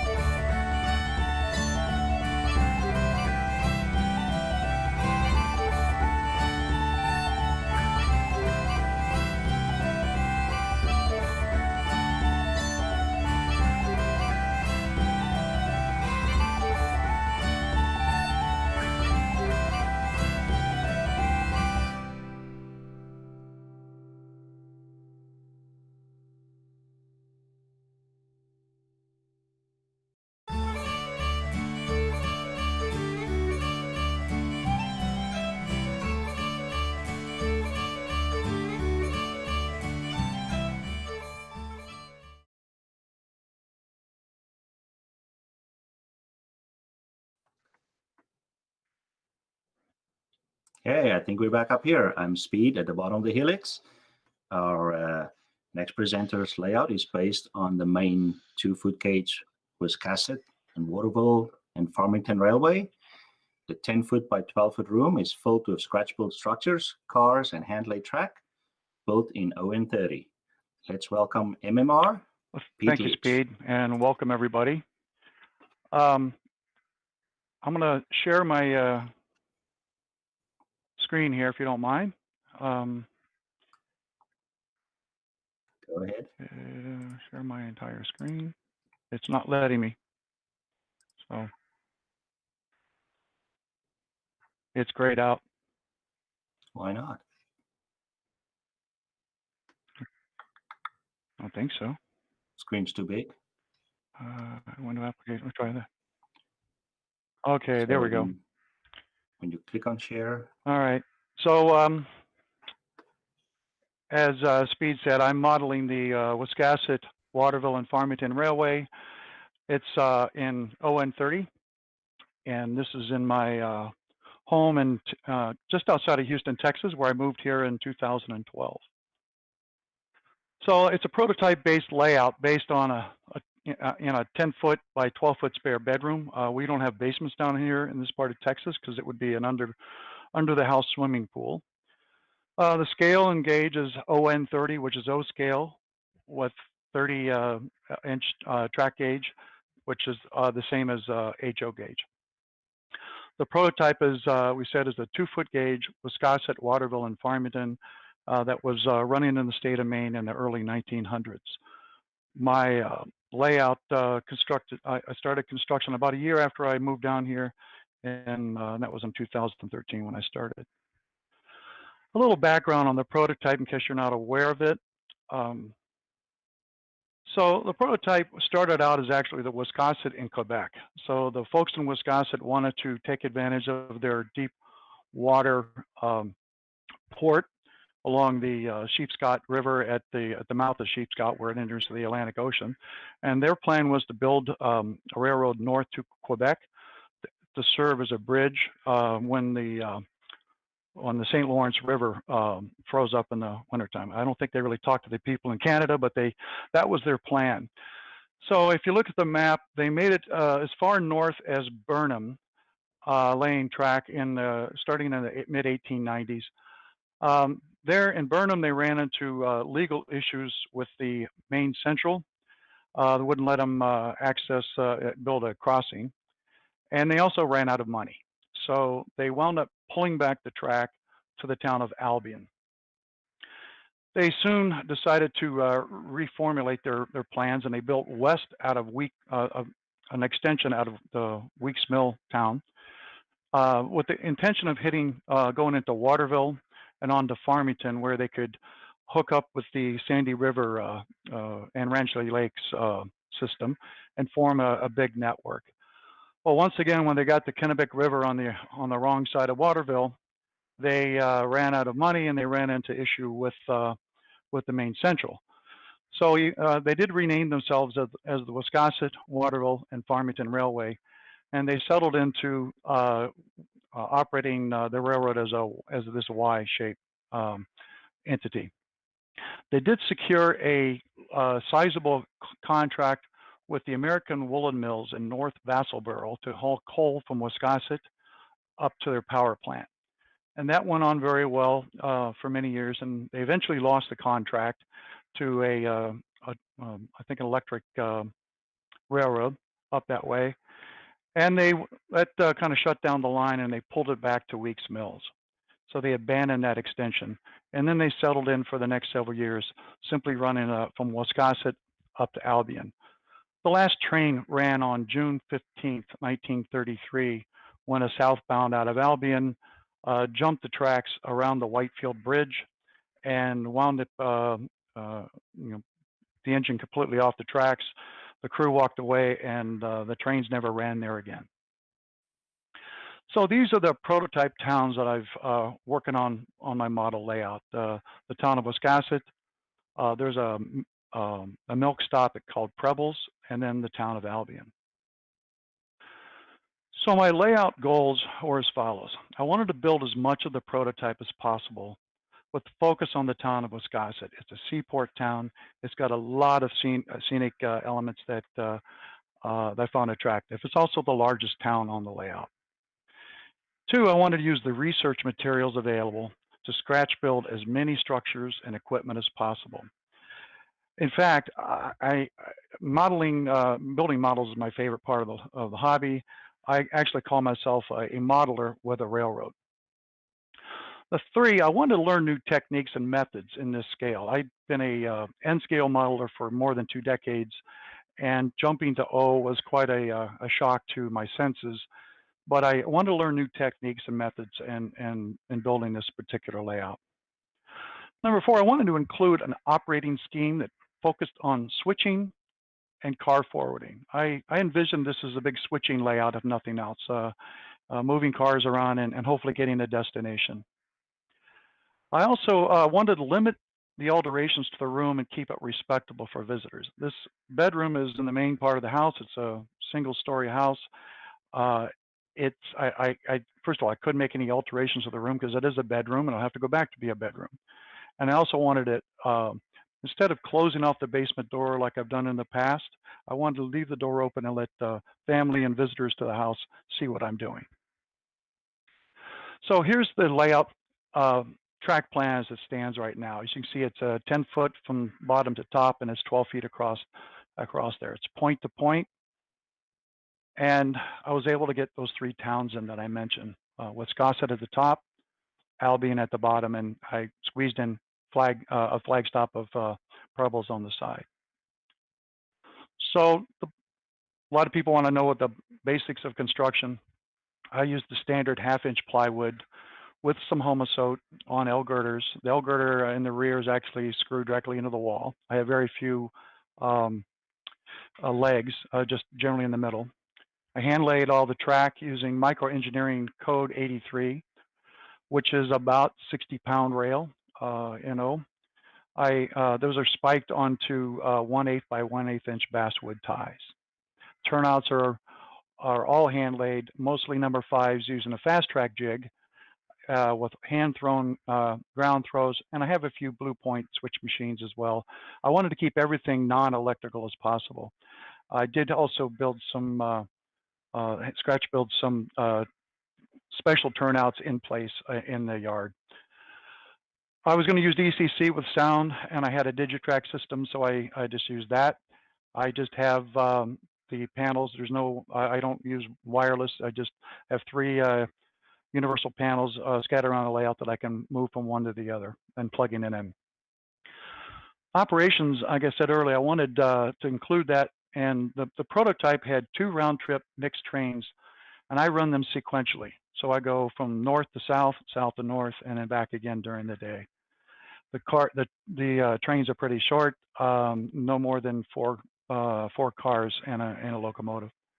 The car forwarding, I use car cards and a single waybill with empty car order cards. So I'll show those a little later as I go. So let's walk the layout.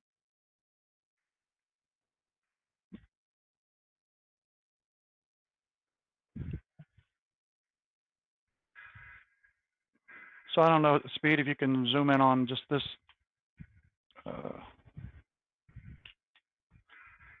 This particular camera, as far as guest. Let's go. All right. So as I mentioned, Albion was the northern terminus, and I wanted to model that. And at the far north end, I ended up behind the door on a very narrow shelf. That gave me about 2.5 to 3 feet of extra track. And at the end is literally the end of the track where they pulled up the stakes from Burnham and pulled back here. That's a flanger I've got parked there just because I don't know what to do with it. And it's still summertime here, so I don't need it. This little building flat against the wall represents the Portland Canning Company. This was pretty common up and down in Maine. Those are husking sheds are represented where locals would come in and they would husk corn or shuck peas and the like to feed the canning plant that would be behind it. So I said, here's some of the close-up of the track that I hand spiked. The ballast is actually just dirt. The prototype didn't spend a lot of time or money on good quality gravel, so it wound up just being dirt. And that dirt came from my house in New Hampshire. When I moved down in 2012, I brought a 2.5 gallon bucket with me. The movers, I didn't have it heart to tell them what was in that bucket they were carrying, dirt. As we move south down the line into Albion, first of all, this is a narrow shelf. It's the shelf around the layout is about 22 inches deep, and in an N scale, that's a pretty good amount of real estate. But in O, it's not very much space. So I tried my hand at forced perspective here. So I took the road and how do I end it against the backdrop? And I had it curve into an S. And if you look closely up there, you'll see a little HO scale Ford truck coming around the bend. And I've reemphasized that illusion with the telephone poles.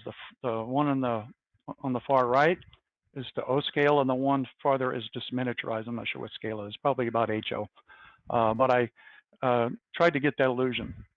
To keep that, you need to make sure you limit the view so it doesn't spoil it. So if you move left or right, everything disappears. So you can't really see that you're looking at an HO truck.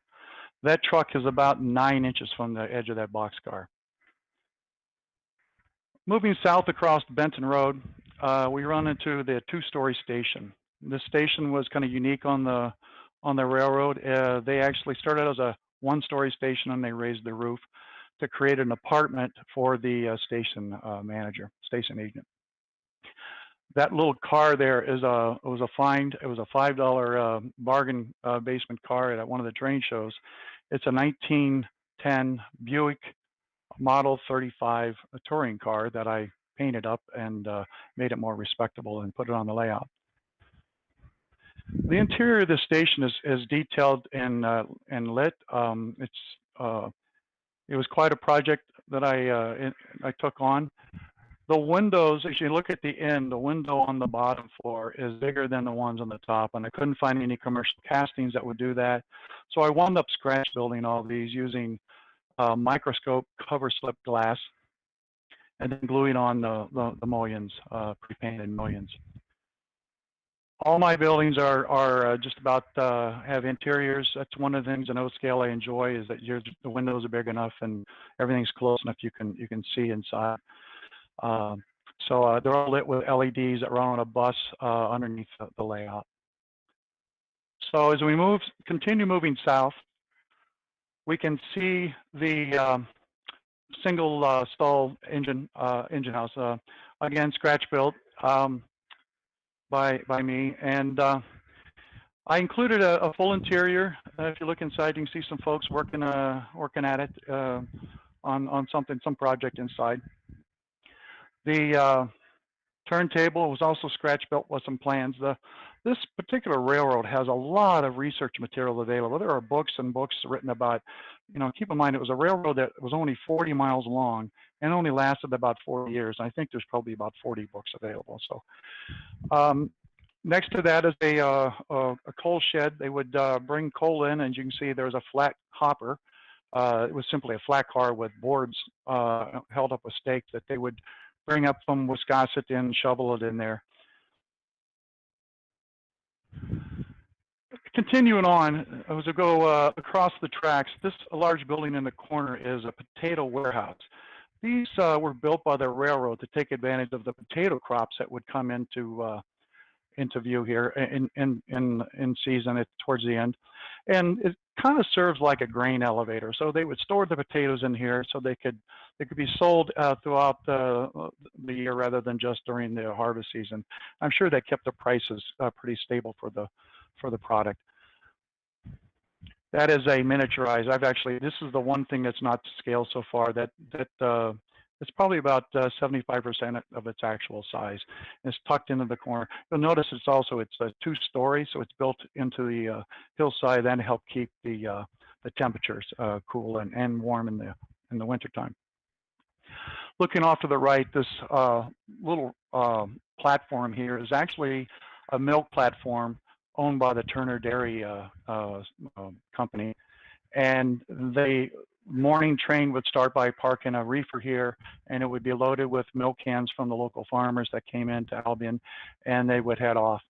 That little house across from the track from it is also owned by the dairy, and it's for 2 employees, Vern and Kip were their first names, and they would take turns riding the reefer down the 40 miles to get to Albion, and they would every time the train would stop for milk at a regular station or a milk stop, they would jump out and load the milk.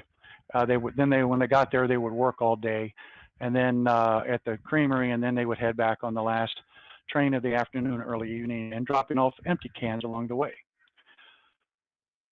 In front of this locomotive, you'll see a stack of lumber. Lumber was a key commodity for this railroad. There was a lot of lumber that was cut into what's called box boards. These would be used to make boxes. This is all before corrugated was popular. But interestingly, there were no sawmills actually on the railroad.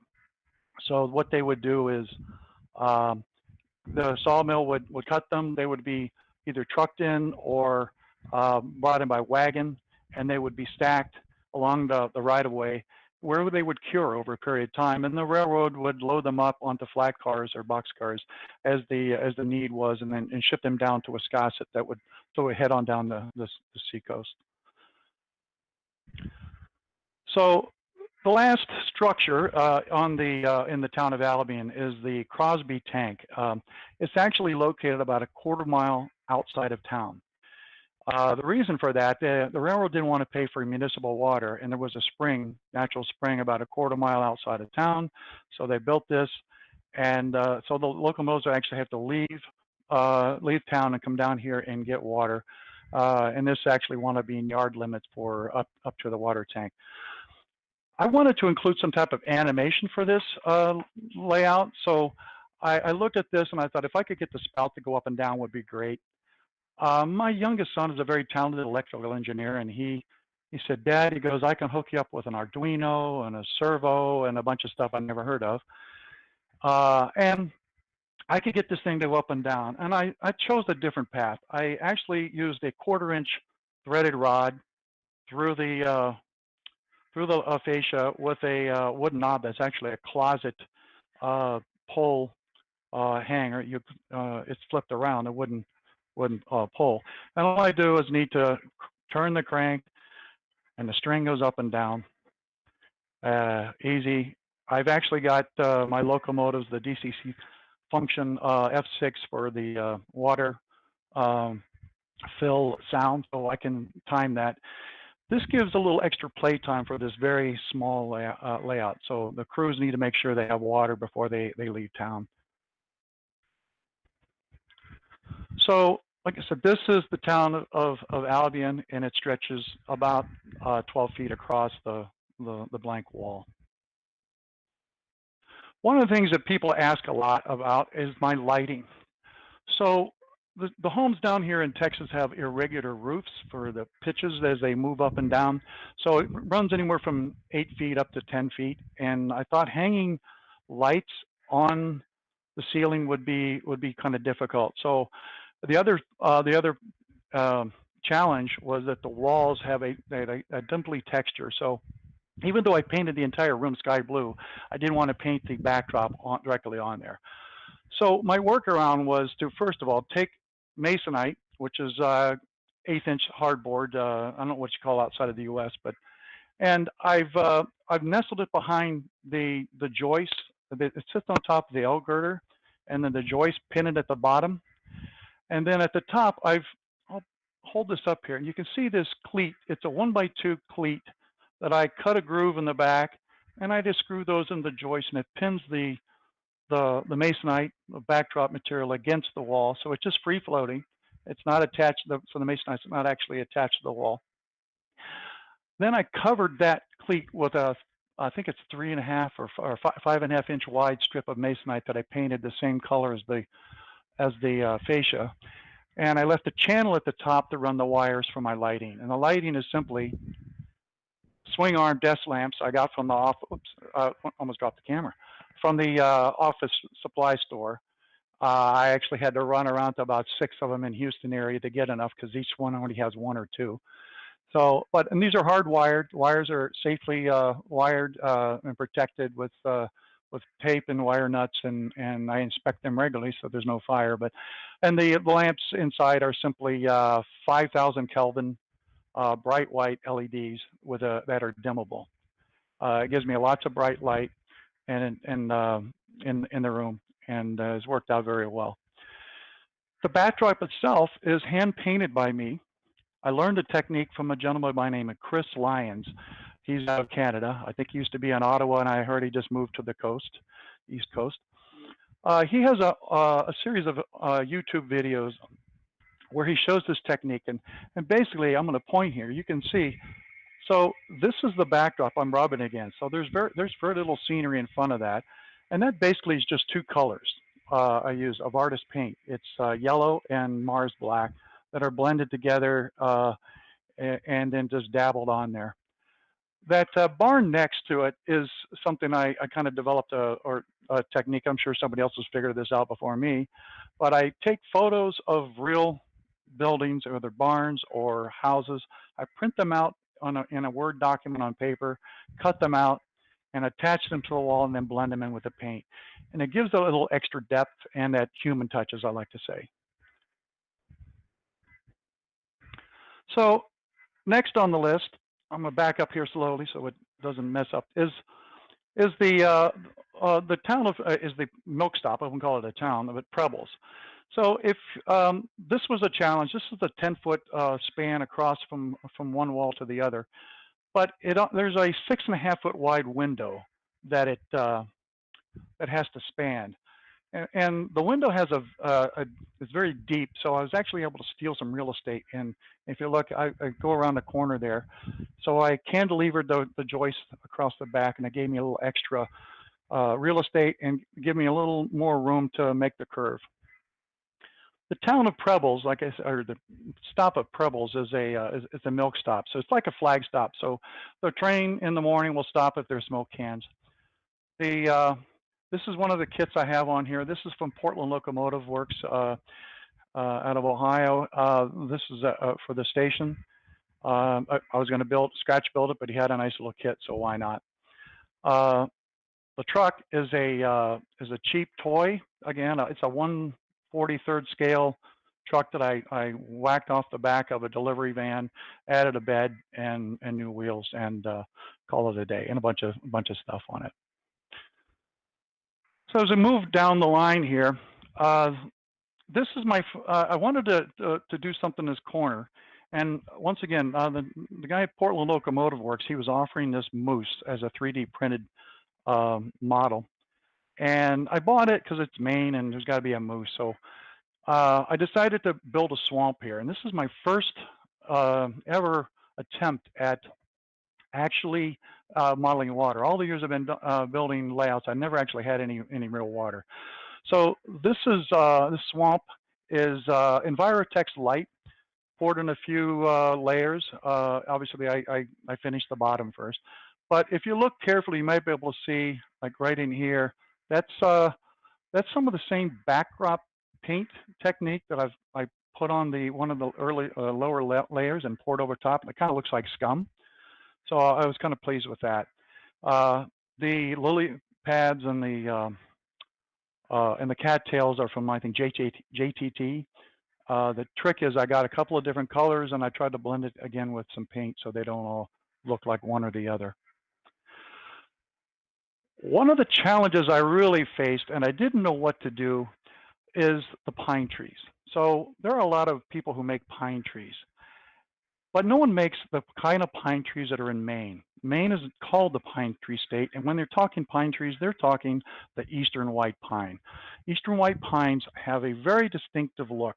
They tend to be broader at the top and lower and taper to the bottom as the lower branches fall off. They and they're kind of scraggly and not very pretty looking, but they are to me.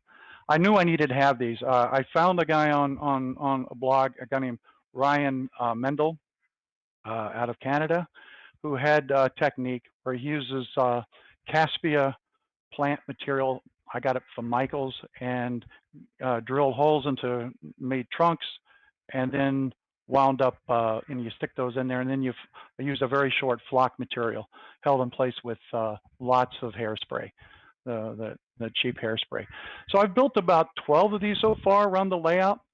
I'm really quite pleased so far. I've got materials to make another 12, so I'll spend some Saturday when there's no college football on doing some of that. So next on the list is the town of Wiscasset. As I mentioned, this is the town that I really wanted to focus on. And because it is a seaport town, it basically, the town itself isn't on the ocean, but it's on the deep waters of the Sheepscot River. And so it does see tides. Before we go too far, we should probably take a look and move this train here. So this train parked here. I'll try to move it a little closer here. The locomotive is something I just finished last weekend. That is a kit bash of a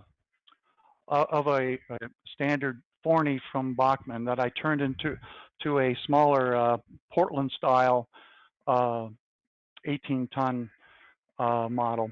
Shortened the whole thing and replaced everything just about new on that. But it's a nice running mechanism. The boxcar behind it is a kit from Train Troll, and then the RPO combine after that is a Bachmann passenger car with laser sides from Deerfield River Laser out of Massachusetts.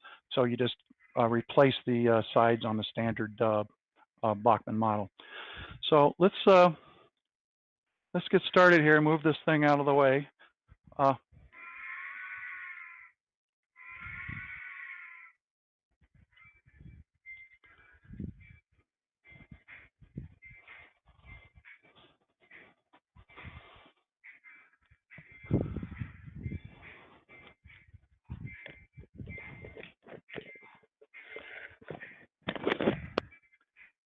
Try to give it some gas here, and we'll watch it come around the corner here into Probles. This is one of my favorite shots. Sometimes I'll just come in here and watch a train go by. But being point to point, I have to stop it at the other end. So normally I'd blow the whistle and all that, but I can't do that with one hand. So as we back up, we're going to give it some more gas and turn off the bell. I just installed the DCC decoders and all that and speakers last week in this thing. I haven't even finished like tweaking the programming on it, but it's right now it's the best running locomotive I have. I only have 3 locomotives on the layout. There's not much room for more than that. So let's clear this, pull it in Albion.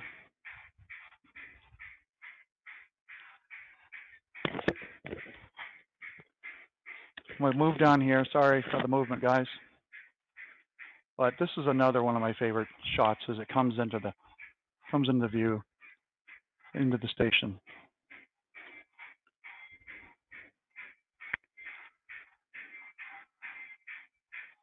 How to rest the camera. There we go.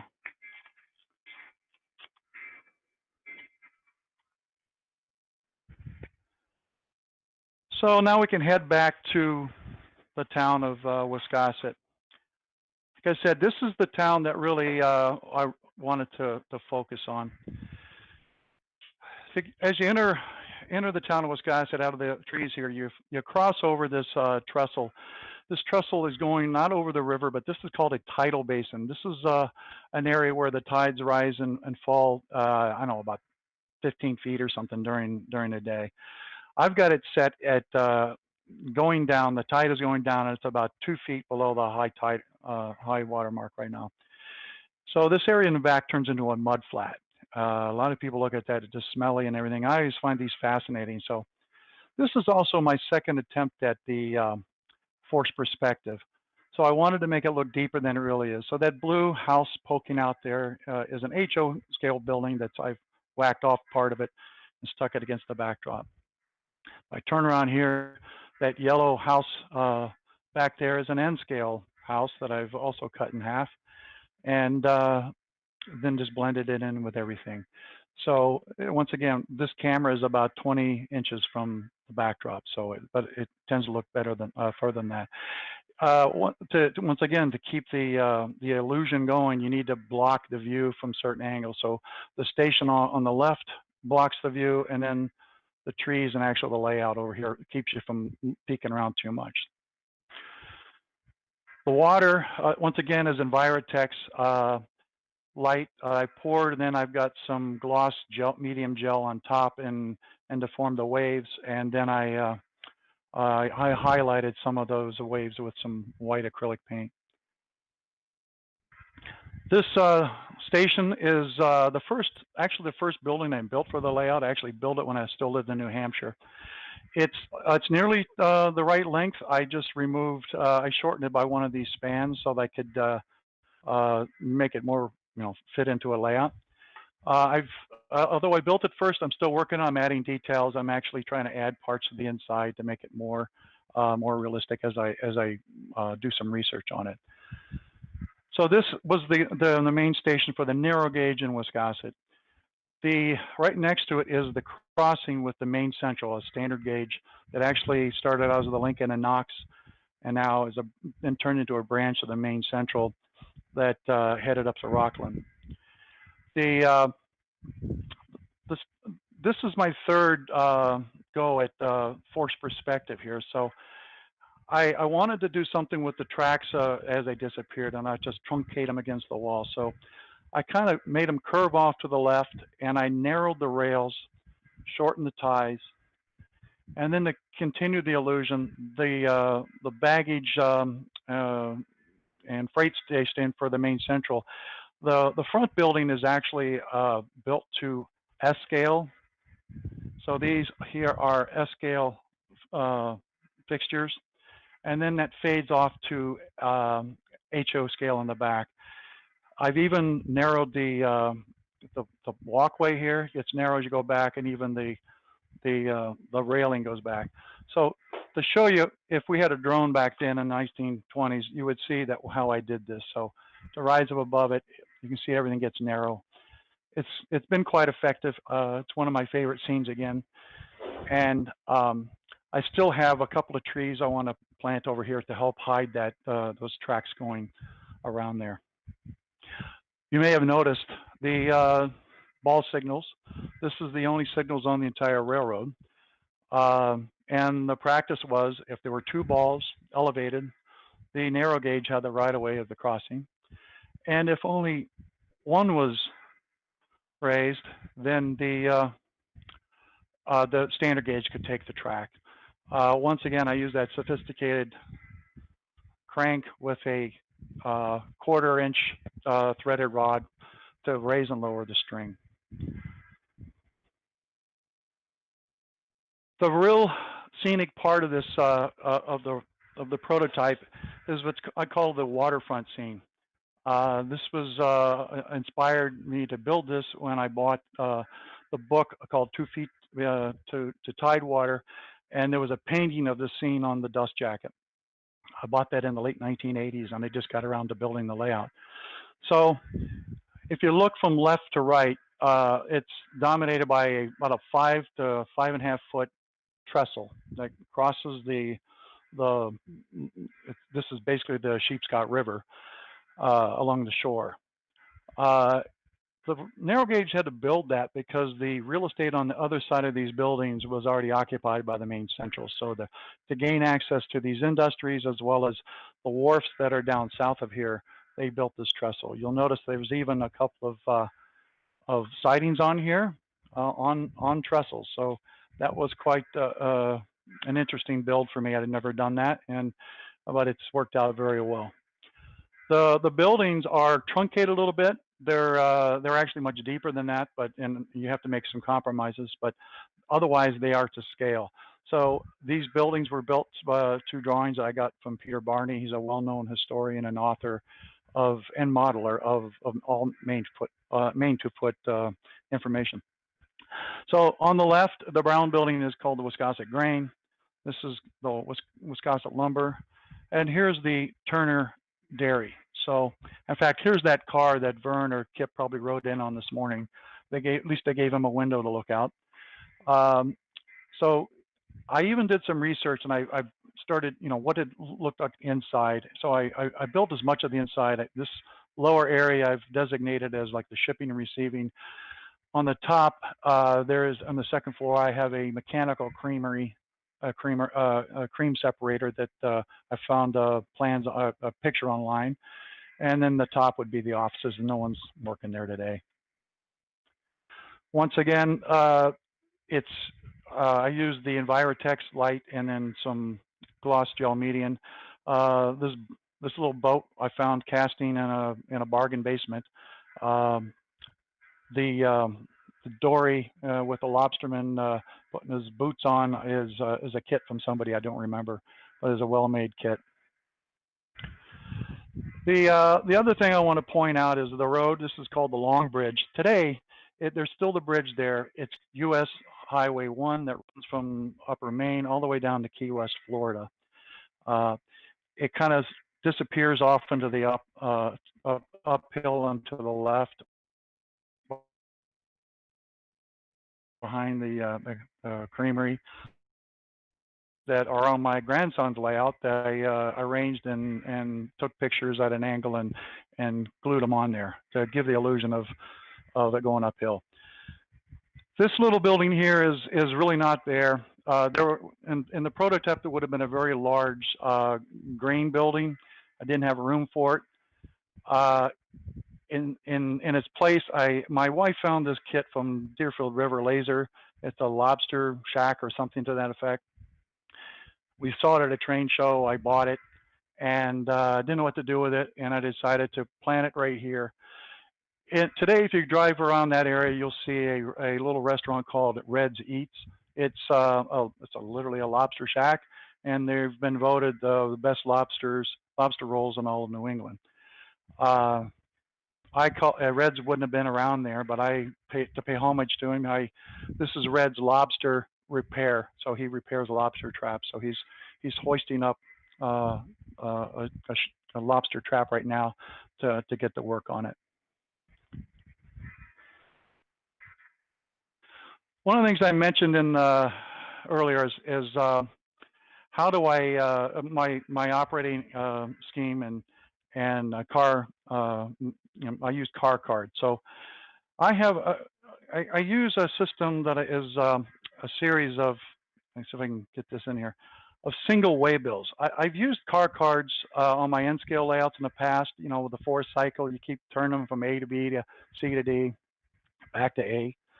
I found that repetitive here on a small layout. So I saw an article in one of the OpSig newsletters, and called a single waybill. So it's basically, there's only one waybill on there. And it got me to looking into what is actually shipped on the layout, on the real railroad. So, everything from potatoes to lumber. So when I go, we'll go over here and I'll show you. So I have these boxes. So there's actually a flat car on the waiting to be sent out and delivered to Albion. So what happens if an industry needs, it's more of a pull system. So an industry issues a freight waybill, and then the railroad needs to find the right equipment and deliver it. So if it's not available locally, I have these empty car orders. So this says to deliver flat to the Albion team track, and there will be a single waybill waiting for them over there. So this part of the layout was another challenge. I wasn't going to build anything here originally, because there's a closet. That white area above is a closet door. And I didn't want, this is a bedroom after all, and I didn't want to lose the storage, because that's where we hide all of our kits and supplies that we don't want everybody to see, our room of shame. So to gain access, I got the idea from the series on Model Railroader on their beer line, where they had a layout built on casters. So this part of the layout here is built on casters. From here over is rollable. It's held in place with suitcase clips under here, and then there's a 4-prong plug that carries the track power and the LED bus for lights over there.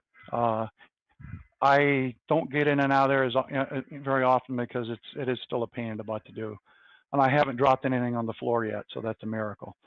So here's the engine service facility. On the prototype, it wasn't located here. It would have been located on the other side of that tidal basin. There was a huge yard up there called the upper yard. I had to give that up because that would have taken up most of the whole room.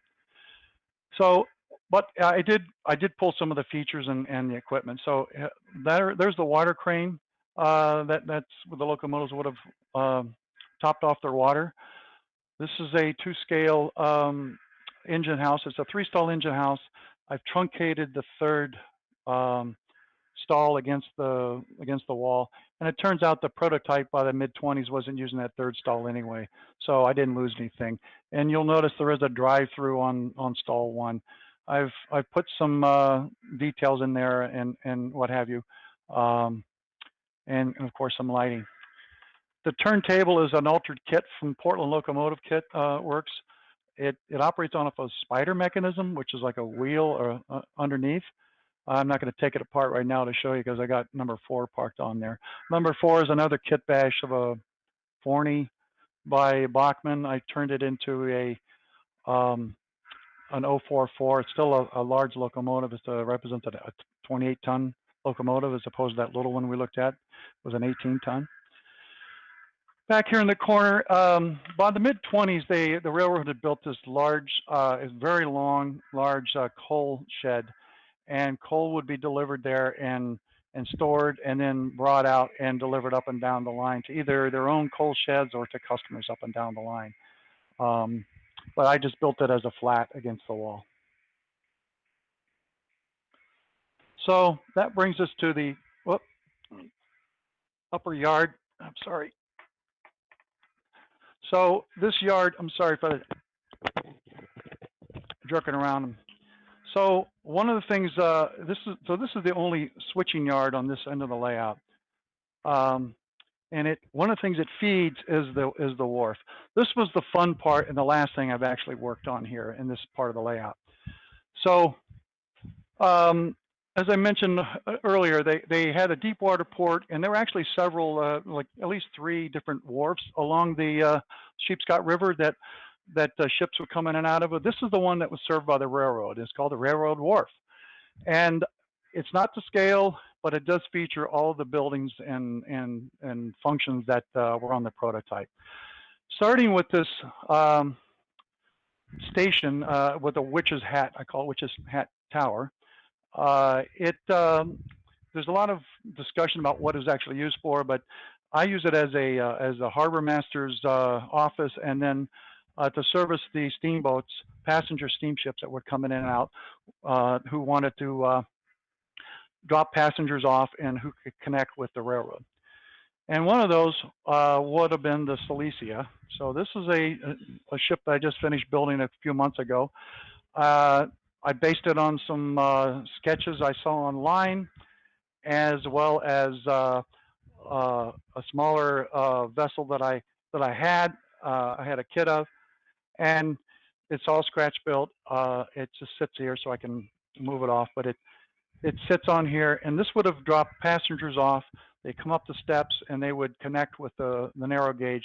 So once a day I drop off a passenger car on the wharf so they can connect and head north off of the ship.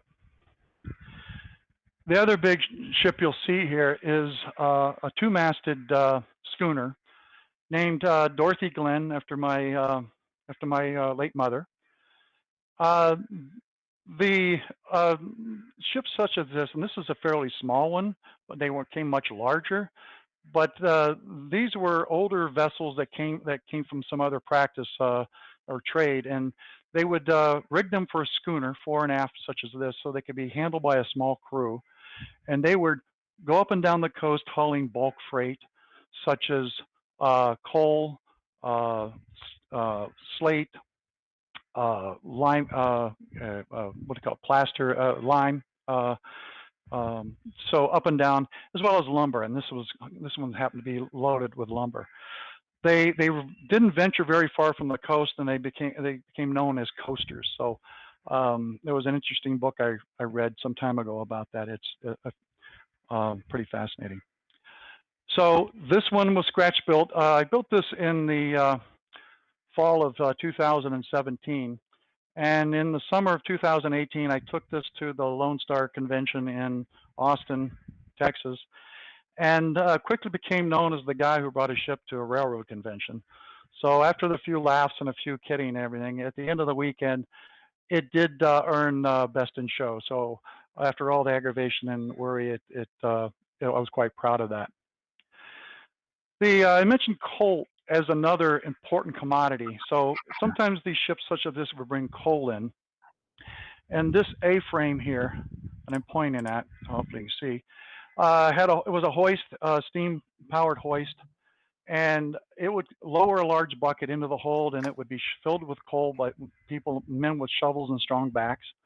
And then that would hoist it up and dump it into these hand carts. Let me see if I can get a better view of here. So this hand cart right here. And then that would be brought along this tramway and then dumped into bins on either side of this coal shed. And then there would be originally there was a spur coming off of there and into the coal shed where they could load it. And that was supplying that American woolen mills. By the time I'm modeling of 1925, this was no longer there. So at one point I thought, I think I'll leave it off the layout, but the more I looked at it and got some input with some friends, I decided to add it because it's just so cool looking.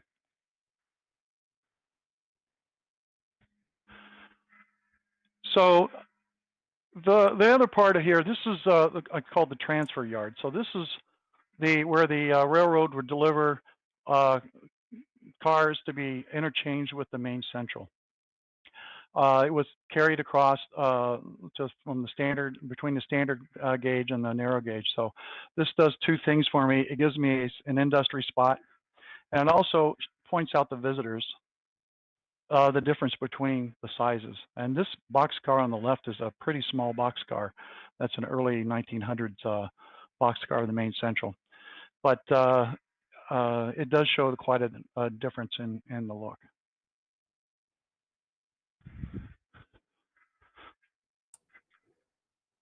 Yes, Do you mind absolutely. answering some questions as you go? I chose ON30 because for years I actually tried to model an HON30 and I could never get anything to run. And I abandoned the idea. And when I decided to get back in to attempt the O scale, I couldn't find any ON2 equipment that was reasonably priced. And then when Bachmann came out with their ON30 Forney, it was reasonably priced. I had DCC and even sound, and it ran well. So I bought one that was the number 7, which is going to run here in a minute, and the rest is history. So everything is built to ON2 O scale standard. It's just the track is a little wider. Okay. Oh yeah, yeah, there absolutely is. So let me show you this. This is this is actually the first layout that came into the room. So I told you I was in an N scale for a long time, and my closet was full of N scale stuff. I have 2 grandsons. So their name is Peter and Lucas. And so this is their layout they're building with me. So I've done the track work and the electrical, because things have to run, but they're building everything else. They're building the buildings. Right now they're 6 and 7 years old. They've been working on this for a couple of years. They've even let me turn on the light here. They've even done the backdrop. That's that backdrop. So when I hear people say, I can't paint a backdrop, they painted that when they were 5 and 7 years old. So please, they're still under construction. It's funny, the older grandson, he comes in, he wants a switch list. So he's actually switching. He had to stop the other day in the middle of dropping off or picking up that lumber bulkhead flat. So yeah, it's part of paying it forward. It's all that equipment I had available. So. Okay, another question. Is it best to build scenic breaks into a layout rather than larger panoramic views? Well, when you go around the room, you already have scenic breaks. Like I can face Albion this way, and I can't see Wiscasset because it's behind me. I mean, I can turn around and look. I've had layouts that go the other way around where they're on the inside, and they're, yeah, some type of scenic breaks. But I think it's important to kind of like have some dead space. So like if I look over here, there's dead space here. All right. And even the swamp is dead space. Yep. So it's not just going from town to town, even though it literally is.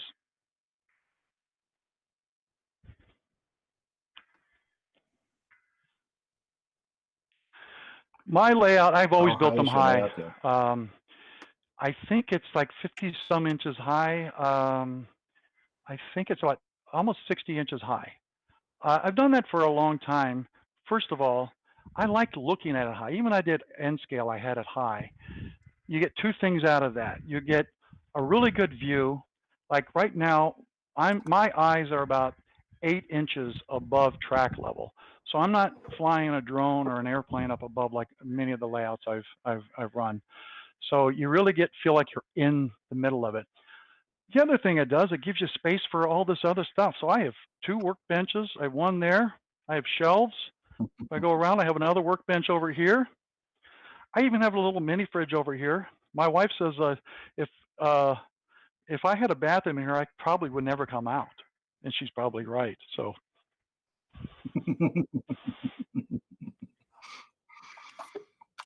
You mentioned some part of the layout is on casters. So okay, I'm going to walk over here. So this was the most difficult part. So I actually have to cut right here I actually have to cut through these turnouts. So those are held in place with printed circuit ties and screwed and glued.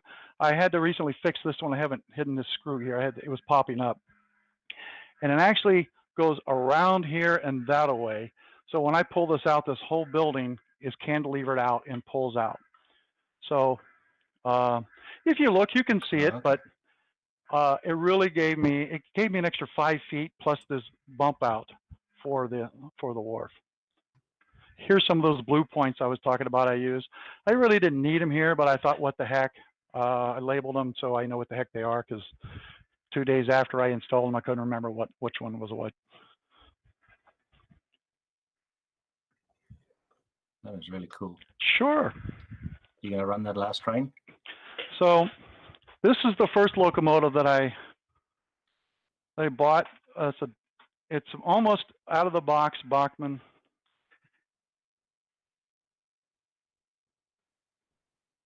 Oh, I forgot to turn the sound on.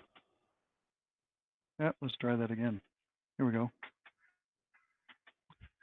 I just recently replaced it with a new Tsunami decoder. The one thing about the Bachmann stock decoders, they weren't all that great. They didn't have too many functions. They were fine. The other thing I didn't mention, but number 82 and the coach actually have sound cars in them. So you can actually hear and it squeals and brakes coming on and off with them. So it adds a little extra thing, especially you have to remember to unconscious them when you uncouple them. Otherwise you drive off and the thing is still squealing. Yeah. It comes with it. You just pick which one you want. You get to. It's the same thing you would do with another one. CVs. You can pick like flat spots on wheels, the frequency of certain things happening.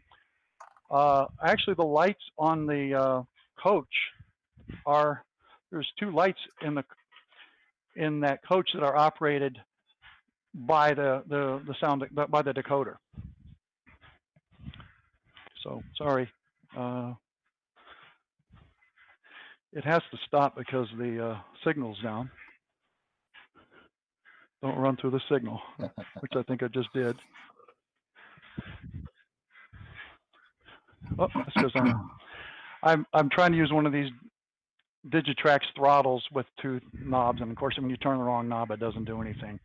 Yeah, like I said, this is almost I moved some details around. Here's an example of those loads. These are just knock those off. So these are box boards headed to the ship, and I do them so you could just loads in, loads out. When I get them there, I pick them out. I originally tried to hook the chains and all that. It's just not worth it. So I just kind of glued them down. Any more? Yep. Well, Pete, thank you very, very much. We would like to stop the stream so we can recover the Facebook problem. So how do people get in contact with you? The easiest way is they go to the Lone Star regional website. They can go through NMRA or whatever, and I'm one of the officers on there. So just you can look my name up. My Gmail's on there. Okay. Cool. Well, thank you. That was beautiful. Thank you very, very much. We'll ask Gordy to take it from here. You bet. And hope Bye, to everybody. see you again soon. Okay, everyone. Facebook, you may have realized, has ditched the stream. And so what we're going to do to try and recover our Facebook stream, because it's being harassed by people overseas, is we're just going to stop this stream at this point. We'll restart it, which means the video will stop, and you'll need to go back to the NMRA YouTube page, or you cannot watch it on Facebook. If you're on Facebook, you'll see it reappear on Facebook, live on the NMRA's Facebook page in just a second. And we'll be right back as soon as possible with our next clinic. We may be a little bit late. We'll do what we can here.